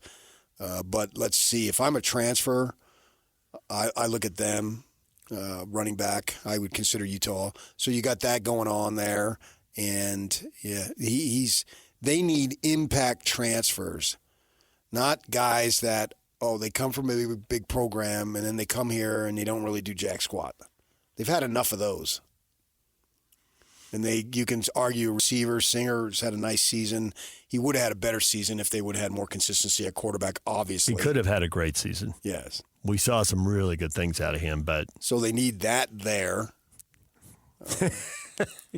I did think it's like Singer's talking to NFL scouts, right, at the Combine, and they're like, so what do you think limited your production? What can you do to get better? Well, we had 2 offensive coordinators and 5 starting quarterbacks. That's a problem. Right. He's gonna get his opportunity to see what he can do. He's deserved that. He's earned that. He's not the biggest dude. He's not like the T-Mac kid down in Tucson. No, but there are definitely players his size in the NFL making plays. So right. He goes and gets the ball. I think of all the things that an NFL coach, coordinator, quarterback would like, it's like, man, if I put the ball somewhere near him, he is going to compete to go get it. Yeah. But so they need replacements there. So these next several weeks with this transfer thing and how much money they can offer and all that stuff, it's going to be real interesting. This is not a quiet time. And that's usually the case when, as you just said, when you have a losing season. It's on. Yeah, there is no quiet time. That's really when you can go to work improving the roster. It's hard to improve the roster during the actual season. The die is largely cast. Yeah. You got to get through that season, and then they come back, and away they go. Donovan Mitchell says 1 more year. Kyle's too important of a figure to go out like this. But it's not about Kyle and how he goes out. It's about the program. He said it like 3 times. When he takes multiple questions and he keeps giving you the same answer, he may be right and he may be wrong, but he's not crazy. That's what he believes. Well, that's why if he goes out like into this, some Eagles lyrics right there. If he goes out like this will be a complete and total selfless act. Chris says, what's right for the program is making a change at the top when the team is bottomed out to allow changes to be made with a fresh start for Morgan Scally. That could be. That could be. All right. That's why we asked the question. And he may say, yeah, that's what it is. U State Iceman, Jack's always listening. Kyle probably figures his best interest is to retire from Utah and go take the head coaching job at Utah State. Very promising for Kyle. Makes sense. Laughing, crying emoji.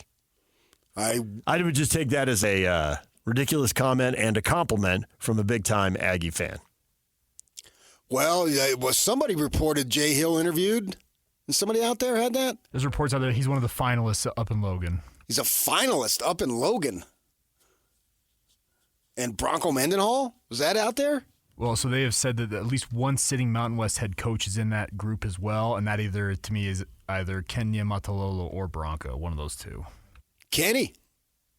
Because of their connections to the state, obviously. What connection does Ken Niumatalolo have to Utah outside of being Mormon? Member of the church. That's enough? No, it's not. Have you not lived here for 30 years? That's not enough. That might be enough for some people, but I don't think that's a direct connection. Yeah. All right, come on down. So somebody over in Tunisia who's up for something, some soccer thing, and he's LDS or she's LDS, that means they're going to come running to Utah? And he's been a D1 football coach. Not in Utah. Not in Utah, but he's been a Division I football coach. And he's a member of the predominant faith. Does that make you a finalist? No. If you're good enough, it makes you a finalist. Well, the fact he coached for 20 years suggests he's pretty good and he knows something. Right. Or he would have held on to his job for 20 years. The other stuff is down the line. Let me subtract that. You need to have a familiarity with the state, like Ron McBride did. Right. But it wasn't the fact that he was LDS. Ron McBride's not LDS. Right. You do not automatically get that living on the eastern side of the country. Understood. That is, all joking aside, right. That's not an automatic. But you don't have to be LDS to have that. You do not?